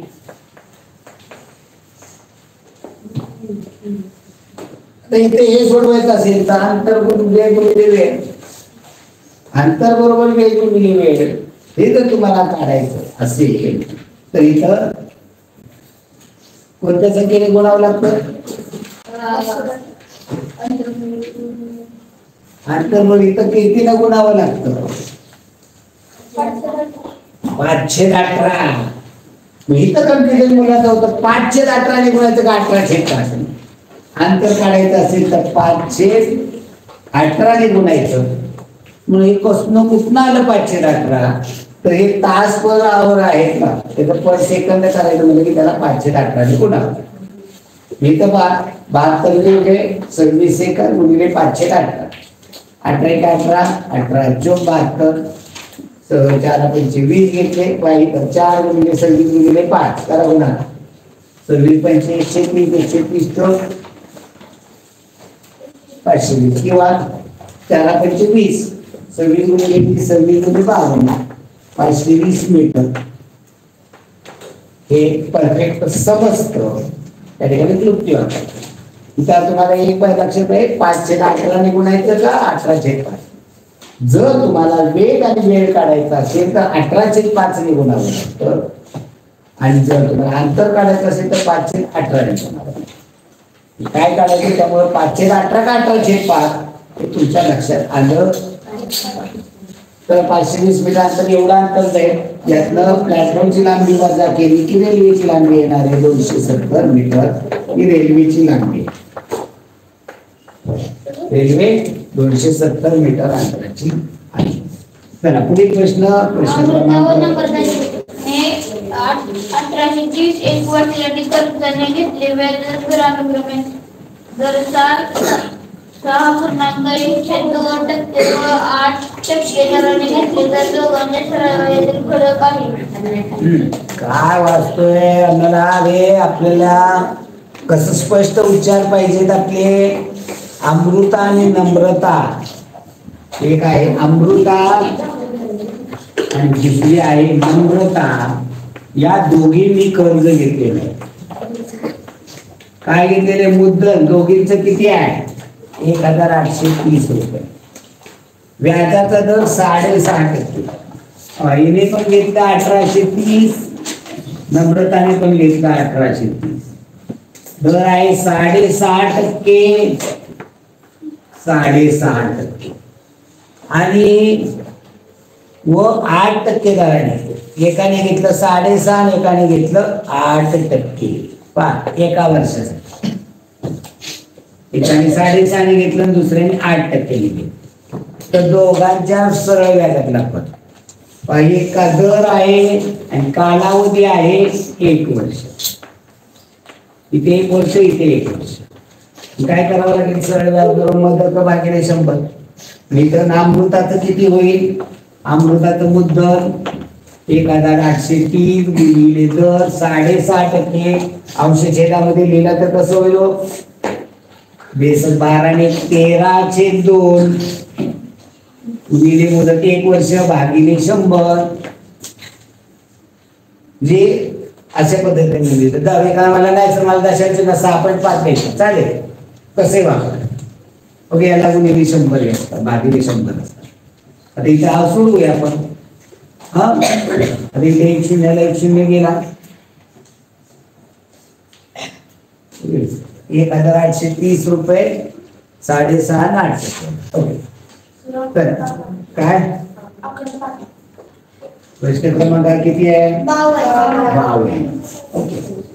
आता एक दशांश चिन्हामध्ये उत्तर येणारे आपल्याला गुणाकार करावा लागेल. 39 9 3 3 4 104 107 10 13 13 10 23 याला भागिले 20 आहे. नाहीतर वेळ किती होणार? 20 × 21 बाकी राहिले 3 3 7 घेतले 37 20 21 37 मध्ये 20 गेले 17 17 वरती 9 घेतले 179 20 8 86 राहिले 19 बाकी राहिले 19 वर्ष 190 20 9 86 190 मध्ये 180 गेले 10 राहिले 10 वर्ष घेतला 118 रुपये 95 पैसे अमृताचं व्याज. आणि नम्रताचं व्याज बरोबर मुद्दल आहे 1830. दर आहे 8% कालावधी 1 वर्ष भागिले 100. एका शून्याला 1 शून्य गेला, इथं गुणाकार करा. 8 × 24 4 4 2 8 64 2 66 8 14 भागिले 10. उत्तर येणारी दशांश एका संख्येच्या अगोदर 146 रुपये 40 पैसे. वेतनमधला किती व्याज, दोघांच्या व्याजामधला फरक विचारला म्हणजे यांची वजाबाकी करावी लागेल. 146 मध्ये 118 घालवावे लागतील. 146 रुपये 40 पैसे वजा 118 रुपये 95 पैसे. 0 जात नाही, मला जात सांगितलं 10 5 गेले 5 जात नाही, 14 10 गेले 4 7 जात नाही, 16 9 गेले 7 4 गेले 2 दशांश खाली दशांश. उत्तर किती येणार आहे? 27 रुपये 45 पैसे. आता हुशार मुलगा दोघांचं काढत बसणार नाही, तू दोघांचं सूत्र मांडेल, दोघांचं मांडेल तो कसा करेल पहा. हा मुलगा जास्त कोणाचा दर आहे 8%, तर 7.5. मी जास्त यायचं आहे त्याच्यात हे वजा करायचं डायरेक्ट मांडे. पहिला बा नम्रताचं मुद्दल 1830 गुणिले दर 8 गुणिले 1 वर्ष भागिले 100 वजा अमृताचं 1830 गुणिले 6.5 6.5 गुणिले 1 भागिले 100. आता या दोघांमध्ये मी कॉमन काढायचं आहे मला. काय कॉमन निघेल, काय काय ते कॉमन निघेल?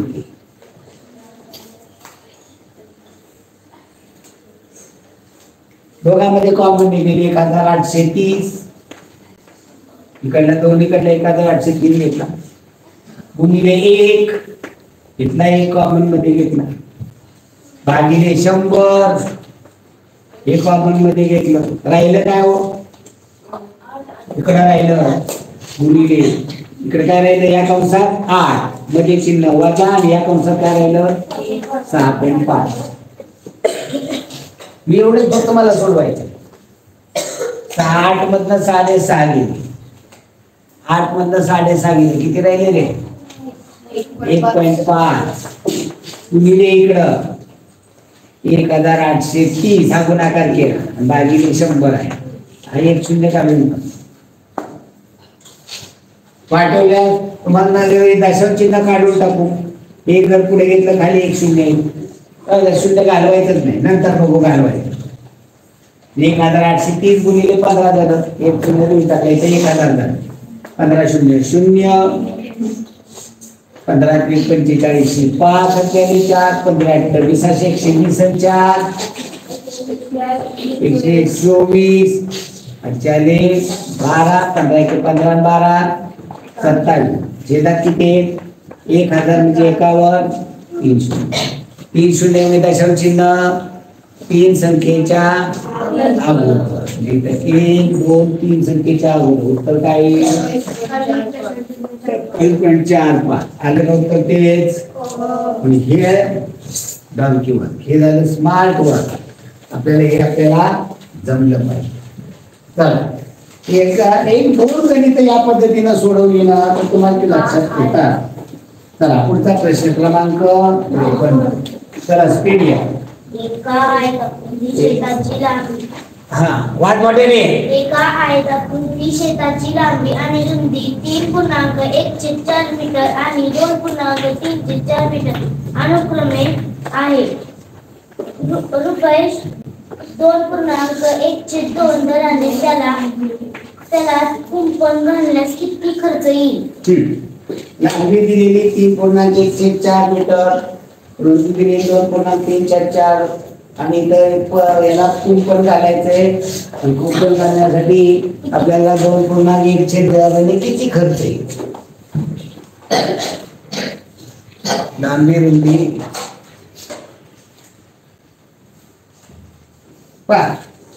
त्याचा आयत काढला. लांबी 3.1/4, रुंदी आहे 2.34. कुंपण काढायला परिमिती काढायला लागते. पण परिमिती कशी काढतो आपण?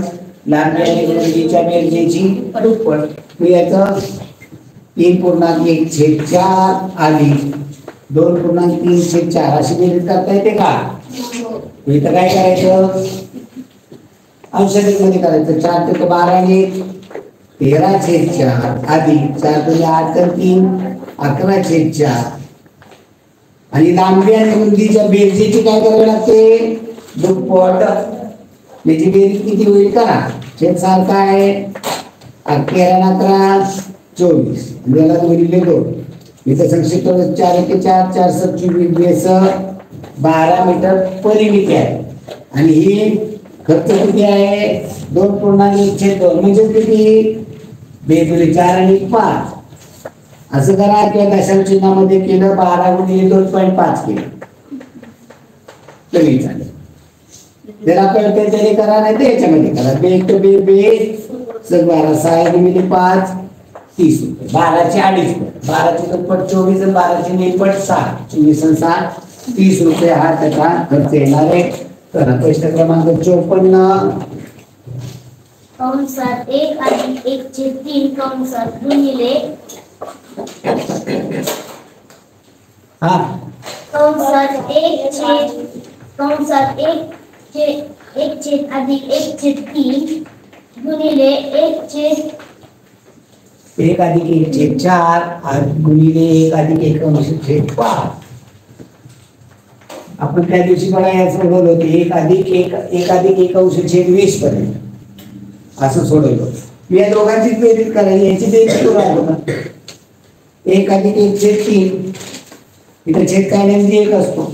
याचा छेद सारखा करायचा आहे 3 याची 3 पट अंशाची 3 पट 3 अधिक याची 1 पट अंशाची 1 पट 1 3 आणि 1 4/3 आलं. याची बेरीज झाली 4/3. आता याची 4/3 लिहूया. आता याची बेरीज करूया. याचं उत्तर आलं 4/3 खाली लिहून घे. आता याची 1 अधिक 1/4 याचं इथं छेद काय म्हणजे याचा छेद सारखा काय होईल 4 याची 4 पट अंशाची 4 पट 4 याची 1 पट अंशाची 1 पट 1 त्याने 5/4 याचा काय कर मध्ये चिन्ह नाही म्हणजे गुणा. आता इथं 1 अधिक 1/5 हे सारखा करा 5 याची 5 पट अंशाची 5 पट 5 इथे छेदाची 1 पट अंशाची 1 पट 1 5 आणि 1 6/5 गुणाकार करायचा आहे. संक्षिप्त रूप अंशाने छेदाला छेदाने अंशाला कुठे जाते 5 4 1 4 4 1 4 5 1 5 5 1 5 इथं 3 1 3 3 गुणिले 6 अंशाचा गुणाकार 2 एका छेदाचा 1 उत्तर काय येणार आहे 2. उत्तर किती येणार आहे 2. प्रश्न क्रमांक किती झाला 54. पुढे 55 नंबरचा प्रश्न वाचा. एका 25 मीटर लांब व 24 मीटर रुंद काटकोन चौकोन पृथ्वी मैदानात 10 मीटर बाजू असलेल्या चौरस पृथ्वी जागेची मास्कर बांधले तर मोकळी राहिलेली जागा आहे. पहा एका काय केले 25 मीटर लांब 24 मीटर रुंद काटकोन चौकोन आकृती मैदान. काटकोन चौकोन म्हणजे काय आयत. लांबी आहे 25 आणि रुंदी आहे 24 आणि याच्यामध्ये एक स्मारक बांधलेलं आहे. त्या स्मारकाची बाजू आहे 10 मीटर. या 10 मीटरचे एक स्मारक बांधलेलं आहे असं तिथे आहे 10 मीटर. मग राहिलेल्या जागेचं क्षेत्रफळ विचारलेलं ही राहिलेली जागा याचं क्षेत्रफळ काय करावं लागेल रे आयताच्या क्षेत्रफळातनं स्मारकाचं क्षेत्रफळ वजा केलं की राहिलेल्या पाहिजे.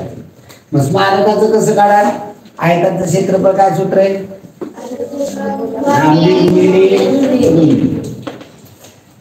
24 25 20 अच्छा 12 48 12 48 2 50 600 हे आयताचं झालं. त्यातले या चौरसाचा वजा करायचे 10 गुणिले बाजूचा वर्ग असतो बाजू 10 आहे लांबी 10 रुंदी 10 10 गुणिले 10 100 600 ते 100 गेले 500. आता हुशार मुलं माझ्याशी तुम्हाला कॉमन काढायला सांगितलं काढू शकतो तो कॉमन याच्यामध्ये पहा इथं लांबी 25 आहे, रुंदी 24 आहे. याच्यामधनं 10 गुणिले 10 वजा करणार आहे. याच्यामधनं कॉमन संख्या काढायची. कॉमन कोणती निघेल इथे घेतलं तर 5 कॉमन निघेल, 5 राहील, त्याच्यातनं 5 कॉमन निघेल. असंही करू शकतो. म्हणजे हुशार मुलाला ते सांगतात, सर्वसाधारण मुलाला नाही. विचार करणारा मुलगा त्याला सांगतो मी इथं याचा गुणाकार 100 येणार, याचं कॉमन काय निघेल, याचा गुणाकार 600 येणार, याचं कॉमन काय निघेल. पण याच्यामध्ये 5 कॉमन निघेल, यातनं 5 कॉमन काढला, यातनं 5 कॉमन काढला तर राहतील किती इथं 25 ला 5 दिला 5 राहतील. 5 गुणिले 24 वजा इथं 5 कॉमन काढला तर हे असं कॉमन काढायचं. 5 कॉमन काढला तर 2 गुणिले 10. पण इथं 2 कॉमन काढता येईल, 4 नाही वेगळं काढता येणार, 2 काढता येईल, 4 पण काढता येईल. 4 इथं गुणाकार करावा लागेल, नंतर कॉमन निघेल. असे एक स्टेप बाय स्टेप कॉमन काढायचे. पण याच्यामध्ये अजून कॉमन 2 काढला, इथं 10 कॉमन काढला तरी आपल्याला इथं कॉमन 10 काढायला येत नव्हता. इथं काढताय, इथं गुणिले 2 काढले, इथं 2 कॉमन काढले, 5 गुणिले 2 इथं राहिला किती, इथं 12 राहिले. परत इकडे बी 2 कॉमन काढला, 5 गुणिले 2 इथं राहिला किती, फक्त 10 राहिला. तो एक 2 काढला तर 2 गुणिले 5 राहिला. आता याच्यात कॉमन अजून 2 काढायचे, यातनं 2 कॉमन निघले, यातनं 2 कॉमन निघले. इथं 5 गुणिले 2 गुणिले 2 यात पहिला काय ती 6 राहिला, वजा इकडे अजून 2 काढले, 5 गुणिले 2 गुणिले 2 राहिले, इथे किती 5 राहिले. पुढे यातनं 5 कॉमन काढता येईल, यातनं 5 कॉमन काढता येईल. 5 इकडे अजून कॉमन काढला, 5 गुणिले 2 गुणिले 2 गुणिले 5 राहिला किती येतं, 5 कॉमन काढला तर राहिला किती 6 राहिला फक्त. आणि इकडे पण 5 कॉमन काढला, तिकडे काहीच राहत नाही. इकडे कॉमन काढला 5 तर काहीच राहत नाही. 5 गुणिले 2 गुणिले 2 त्याचा 5 गुणिले 2 गुणिले 2 गुणिले 2 राहिला इथं 1 म्हणजे 1 देऊ. आणि मग या दोघांमध्ये कॉमन काढलेलं हे एकदा लिहायचं, 5 गुणिले 2 गुणिले 2 गुणिले 5 राहिलं 6 मध्ये चिन्ह वजा आणि इकडे राहिलं 1. 7 ने गेले 5 आणि इकडं 5 गुणिले 10 20 दिवसाचा 100 100 गुणिले 5 500. पण टिप्पणी येतं, पण हे जरा अवघड वाटतं मुलांना, पण सवय लावणं गरजेचं आहे. चला पुढील प्रश्न क्रमांक 56. चला प्रश्न 56. 180 रुपयाला शेकडाप्रमाणे घेतलेल्या उड्डण्याच्या पुड्या 5 ला 2 प्रमाणे विकल्यास तर शेकडा नफा आहे. 180 रुपयाला 100 घेतल्या खरेदी आणि 5 रुपयाला 2 विकल्या तर शेकडा नफा काय. एका वस्तूची खरेदी शेकडा काय काढली, एका वस्तूची खरेदी एका वस्तूची विक्री तरी काढताय. 100 वस्तूची खरेदी 100 वस्तूची विक्री काढली तरी काढताय. इथं 180 रुपयाला 100 पुड्या घेतल्या म्हणजे एक पुडी केवढ्याला घेतली, 180 भागिले 100 म्हणजे 80 पैसे खरेदी. आता 5 रुपयाला 2, 5 भागिले 2 केलं तर विक्री येणार 2 रुपये 50 पैसे. नफा किती होणार आहे, 250 मध्ये 81 गेले 70 पैसे नफा.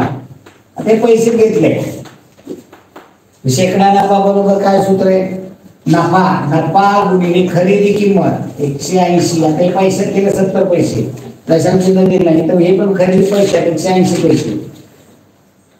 नफा गुणिले 100 भागिले खरेदी किंमत. मी तर 0 गेला, नफा गुणिले 100 भागिले खरेदी किंमत.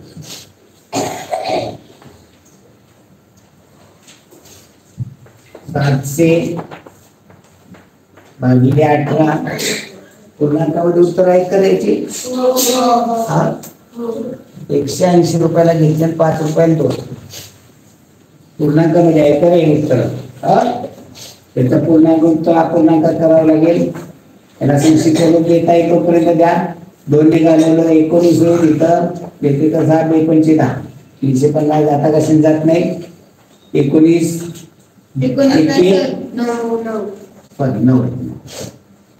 9 त्रिक 27 बाकी राहिली 8 वर्ष 80 9 8 72 बाकी राहिली 38.8/9% एका नफा होईल. आहे का पर्यायामध्ये? हे अशी उत्तरे येतात. आता तुम्हाला म्हणजे एकाच्या पुढीच्या 100 पुढ्याचं घेतलं तर खरेदी किंमत 180 रुपये. 5 रुपयाला 2 विकल्या, 5 रुपयाला 2 मी 100 केवढ्या लागली. या 2 पुढ्या 20 रुपये, 2 पुढ्या 5 रुपये आणि 100 पुढ्या 1 रुपयाला. मांडणी काय होईल? x बरोबर 100 गुणिले 5 भागिले 2 जो काय झालेला 50 गुणिले 5 250 रुपये विक्री. खरेदी 180 रुपये, 180 रुपये खरेदी, 250 रुपये विक्री. नफा किती होईल? 250 मध्ये 180 गेले 70 रुपये ना. आता हे रुपयात आलं सगळं. शेकडा नफा बरोबर नफा गुणिले 100 भागिले खरेदी किंमत 180 हे रुपयात आलं. हे पैशात होतं, हे सगळं रुपयात आलं. उत्तर तेच आहे. ओके, चला पुढील प्रश्न क्रमांक 57.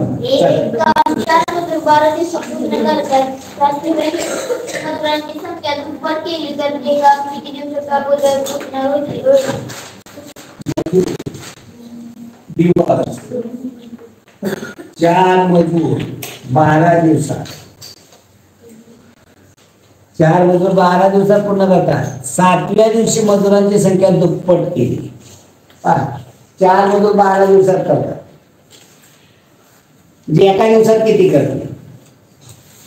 एका दिवसात दिवसाखाली दिवस मांडायचे, एका दिवसात किती माहित नाही. काय मांडले रे? माहिती काय? 4 मजूर 12 दिवसात, एक मजूर किती दिवसात करेल? मांडणी काय? x बरोबर 1 गुणिले 12 भागिले 4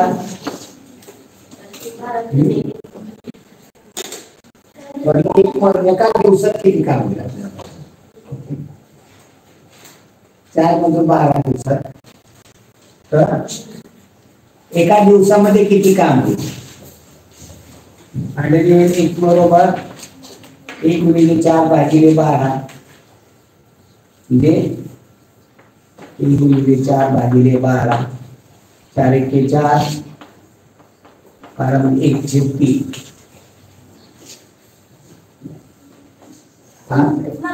4 मजुरांना 4 मजुरांना 12 दिवस लागतात. म्हणजे एका दिवशी 4 मजूर लावले, दुसऱ्या दिवशी 4 लावले, तिसऱ्या दिवशी 4 लावले, असे 12 दिवस लागले. ते एकूण किती मजूर लागणार आहे? रोज 4 असे 12 दिवस लागले तर 4 गुणिले 12 म्हणजे 48 दिवस लागणार. एका मजुराला सांगितलं तर काम किती लागतं? 48 दिवस. मग तो एक मजूर एका दिवसात किती करतो? एक मजूर एका दिवसात 1/48 काम करतो. मग काय केलंय? 4 मजूर एका दिवसात, एक मजूर एका दिवसात 1/48. मग 4 मजूर एका दिवसात किती करतात? 4 मजूर 4/48 1 गुणिले 1/48 गुणिले 4 4/48. एका दिवसामध्ये 4 मजूर 4/48 काम करतात. आता रोज किती 4 मजूर किती दिवस लावले? 7 दिवस. एका दिवसात 4/48 7 दिवसात 7 दिवसात किती होईल? 4/48 गुणिले 7 उत्तर 28/48 म्हणजे 7 दिवसामध्ये 28/48. 7 दिवसानंतर काय केलंय? मजुरांची संख्या दुप्पट केली. म्हणजे किती झाले मजूर? 8 मजूर. 4 होते ते 8 झाले. मग आता राहिले झाले काम 28/48. राहिले किती काम? 38 18 दिले राहिले किती 20/48. आता मजुरांची संख्या किती झाली आता दुप्पट किती झाली मजूर 8 मजूर.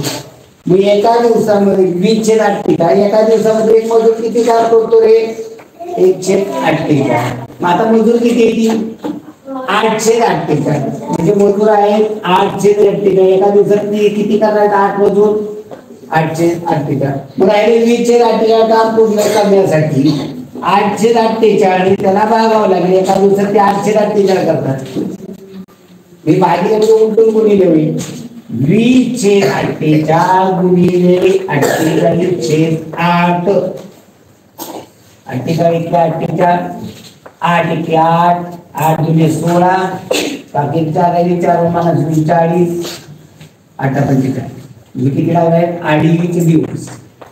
पुढं म्हणजे 7 दिवस अगोदर केलेलं का आणि नंतर 2.5 दिवस म्हणजे 7 दिवस अधिक 2.5 दिवस किती झाले दिवस 9.5 दिवसात काम पूर्ण. किती दिवस अगोदर झालं काम किती दिवस लागणार होते 12 दिवस झाले किती दिवसात 9.5 दिवसात. म्हणजे किती दिवस अगोदर झालं तर 12 दिवसामधनं 9.5 दिवस वजा करावे लागले. 10 5 गेले 5 राहिले 12 10 गेले 2 म्हणजे 2.5 दिवस अगोदर काम 2.5 दिवस अगोदर. ते काय काम करायचं असतं पहा तिथं मजूर दिवस. आता याच्यामध्ये सरळ असते तर मग याच्यामध्ये सोपे आता याच्यामध्ये मजूर 7 दिवसानंतर दुप्पट मजूर केले तर इथं थोडस या पद्धतीनं समजून घ्यावं लागतं. साधे सोपे गली झाले की हे लक्षात घ्या. तर पुढे 58 37 व त्याची आई यांच्या वयाची फरक 20 वर्ष आईचं वय 45 वर्ष तर 37चे वय. आता याच्यातला फरक 20 वर्ष आहे. आईचं वय 45 37चं वय 45 वजा 20 म्हणजे किती असणार आहे 25 वर्ष 37चं आणि आईचं वय 45. ओके म्हणजे या ठिकाणी प्रश्न क्रमांक 58 होता. 59 एवढा सोपा देखील येतो बरं का प्रश्न. 59 एका वर्गातील पहिल्या 3 मुलांची सरासरी 13.5. वर्गात 3 मुलं पहिली 3 मुलं यांची सरासरी आहे 13.5. या 3 मुलांचं एकूण वय किती येते 13.5 गुणिले 3 13.5 गुणिले 3 तिघांची दिली सरासरी 13.5. मग तिघांचं एकूण वय 13.5 गुणिले 3 करा 3 15 5 चले 3 9 10 0 चले 3 आणि 1 4 त्या संख्येने संख्या 40. तिघांची एकूण वयाची बेरीज किती येणार आहे 40.5. त्याच्या पहिल्या दोघांची बेरीज 25 दिली. या दोघांची बेरीज 25 दिली. काय करावं लागेल तिघांच्या वयाची बेरीज दोघांचं वय 25 आहे. हे वजा केलं तर काय होणार आहे या तिसऱ्याचं वय विचारलेलं आहे. या दोघांची 25 वजा करून टाका 25 25 अशांच्या 0 5 0 गेले 5 0 5 येत नाही मनात अर्थ आहे 10 5 गेले 5 4 3 गेले 1 तिसऱ्याचं वय किती आहे 15.5. शेवटचं 60 वाजा 2 विषयाच्या परीक्षेत 70% इंग्रजी व 65% विद्यार्थी गणितात उत्तीर्ण झाले. 25% विद्यार्थी दोन्ही विषयात उत्तीर्ण झाले. तर 3000 विद्यार्थी दोन्ही विषयात पास झाले. ते एकूण परीक्षेला किती बसले होते पहा. हा प्रश्न इथं 8वीला आहे. 8वीच्या स्कॉलरशिप मध्ये हा प्रश्न विचारला जातो. 2 विषयाची परीक्षा आहे. आता मला जरा फळा व्यवस्थित करा.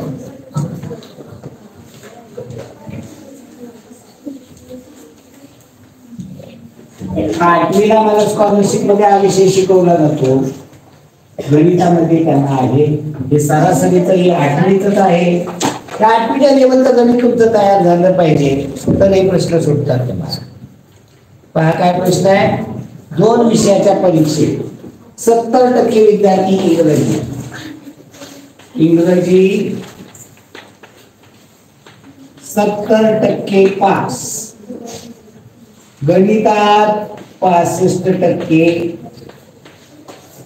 पास. आणि काय म्हणलेलं आहे 25% नापास, दोन्ही विषयात अनुत्तीर्ण म्हणजे नापास 25%, दोन्ही विषयात पास झाले 3000 विद्यार्थी, 3000 विद्यार्थी दोन्ही विषयात पास.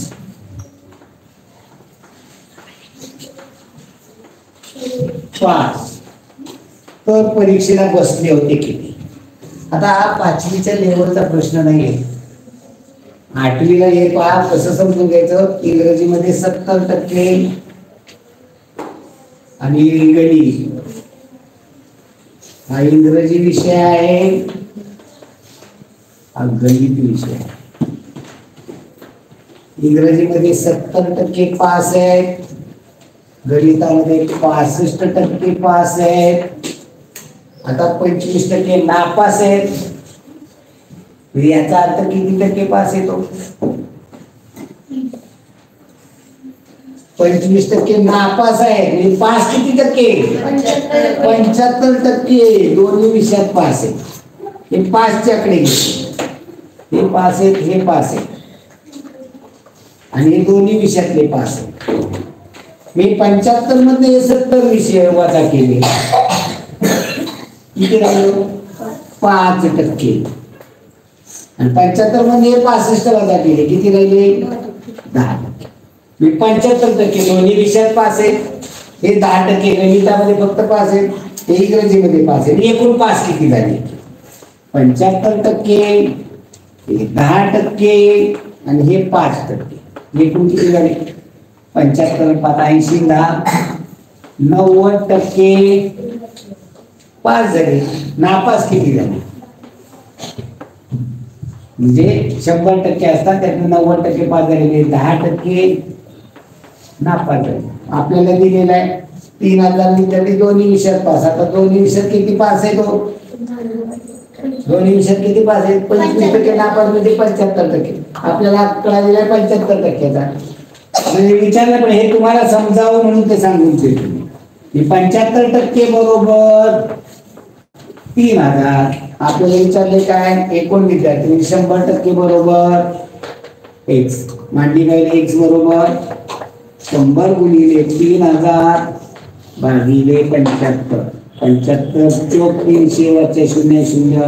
100 गुणिले 40 1 हे 2 3 0 मांडले 4 1 4000 विद्यार्थी 4000 विद्यार्थी एकूण परीक्षेला बसलेले आहेत. हा उघड घटक आहे, समजून घ्या. महत्वाचा त्याला अर्थ नाही, लिहून घ्या व्यवस्थित. चला पुढे. 4000 उत्तर पर्यायामध्ये नाही, पण एकूण किती विद्यार्थी परीक्षेत बसले होते? नाही, 75% 65 70 25% दोन्ही विषयामध्ये पास आहेत म्हणजे पूर्ण आहेत. म्हणजे इथं 135 दुरुस्ती करता येईल, दुरुस्ती करून 5000 नाही होत, 5000चे नाही, 5 आकडे असतील तर ते व्यवस्थित. पुढील प्रश्न घ्या. चला उत्तर घ्या. 8वीचा झाला का पेपर? हो. 1.5 तासात पेपर होतो काय? 2 तासात झाला. ओके. डॉक्टर आंबेडकरांनी आपल्या लिखाणातून वेळ देतोय तुम्हाला, उरका लवकर. डॉक्टर आंबेडकरांनी आपल्या लिखाणातून भाषणातून अस्पृश्य समाजाच्या समजल्या जाणाऱ्या लोकांवर होणाऱ्या अन्यायासंबंधी जागृती निर्माण केली. तसेच त्यांच्यात स्वाभिमान किंवा स्वत्वाची जाणीव निर्माण विकसित करण्याची कामगिरी पार पडली. कोण बोलतोय रे? अस्पृश्य समाजात जाणाऱ्या जातींना सार्वजनिक पाणवठे खुले व्हावे यासाठी त्यांनी 1927 साली महाड येथे 14 तळ्याचा सत्याग्रह घडवून आणला. 1929 साली पुण्यातील पर्वती मंदिरात आणि नाशिक येथील काळाराम मंदिरात दलितांना प्रवेश मिळावा यासाठी त्यांनी सत्याग्रह केला.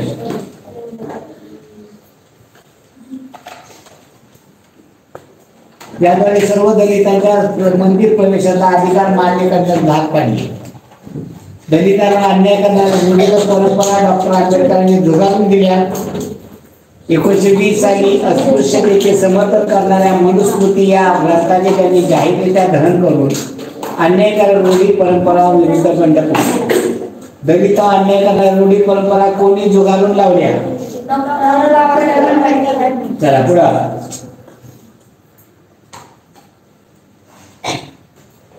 चौदा तळ्याचा सत्याग्रह घडवून आणला. वरील उतार्यात कोणत्या ग्रंथाचा उल्लेख आला आहे? मनुस्मृती.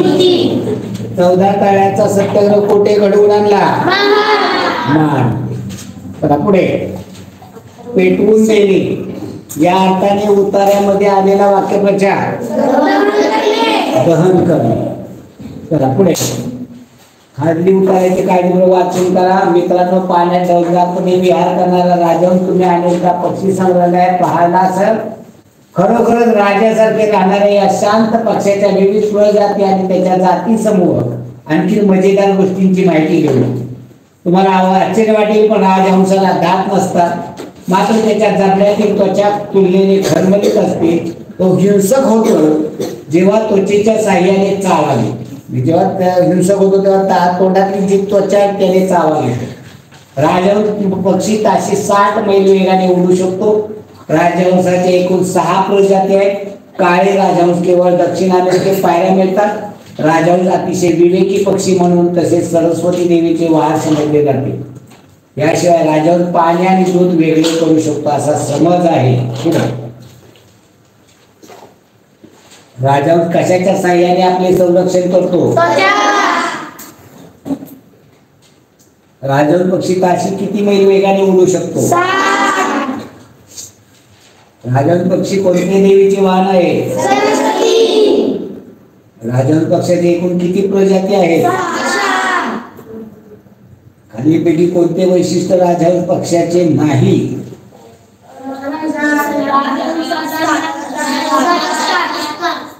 राजहंसाला दात नसतात. काय असतात हे चुकीचं आहे. एका लक्षणीय अमेरिकन महिलेच्या ब्रॉन्झच्या पुतळ्याचे अनावरण नुकतेच वॉशिंग्टन DC येथे US कॅपिटल इमारतीमध्ये झाले. सन्मानित व्यक्ती हेलन केलर हिने अंध आणि बहिऱ्या लोकांना आदराने वाजवण्यास जगाला शिकवले. अपंग लोकांच्या अधिकाराची प्रबळ पुरस्कर्ती होती.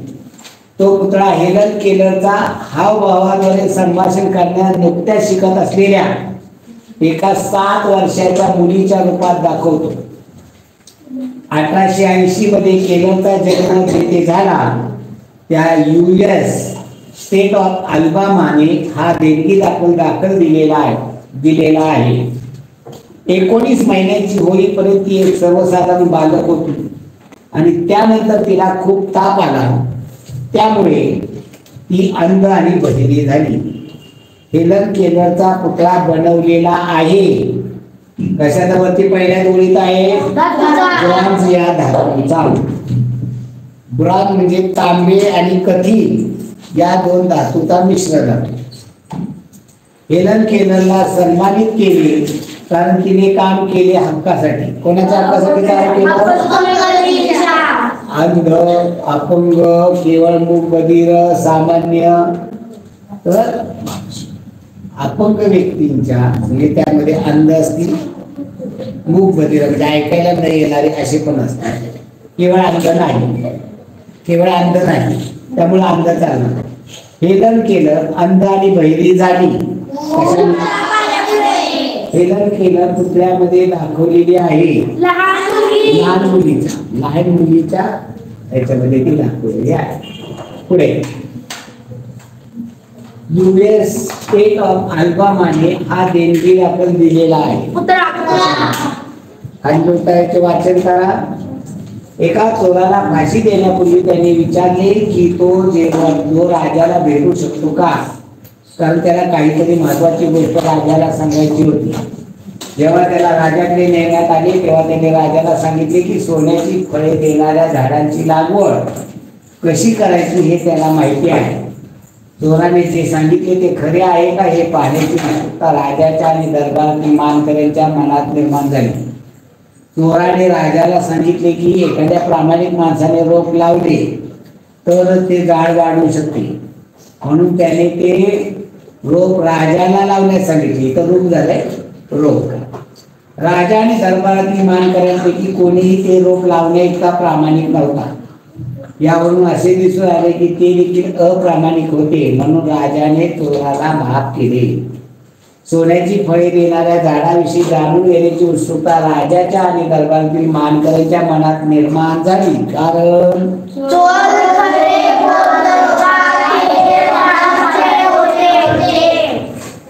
चोर खरे बोलतो का हे का खोटे ते पाहायचं. चोराने राजाला चोराने राजाला सांगितले की असे झाड तेव्हाच वाढू शकेल झाड लावायला कोणी तयार नव्हते, कारण सगळेच अप्रामाणिक होते. उत्तर काय द्यायला पाहिजे? सगळेच अप्रामाणिक. राजापासून सगळेच अप्रामाणिक. पुढं म्हणून राजाने चोराला माफ केले. तर माफ केले म्हणजे या उत्तराला उचित शीर्षक कोणते? चोर आणि राजा असं त्याला द्यायला पाहिजे. ओके, धन्यवाद मित्रांनो. म्हणजे याच वेळेस भेटूया पुढील पेपर घेऊन. धन्यवाद.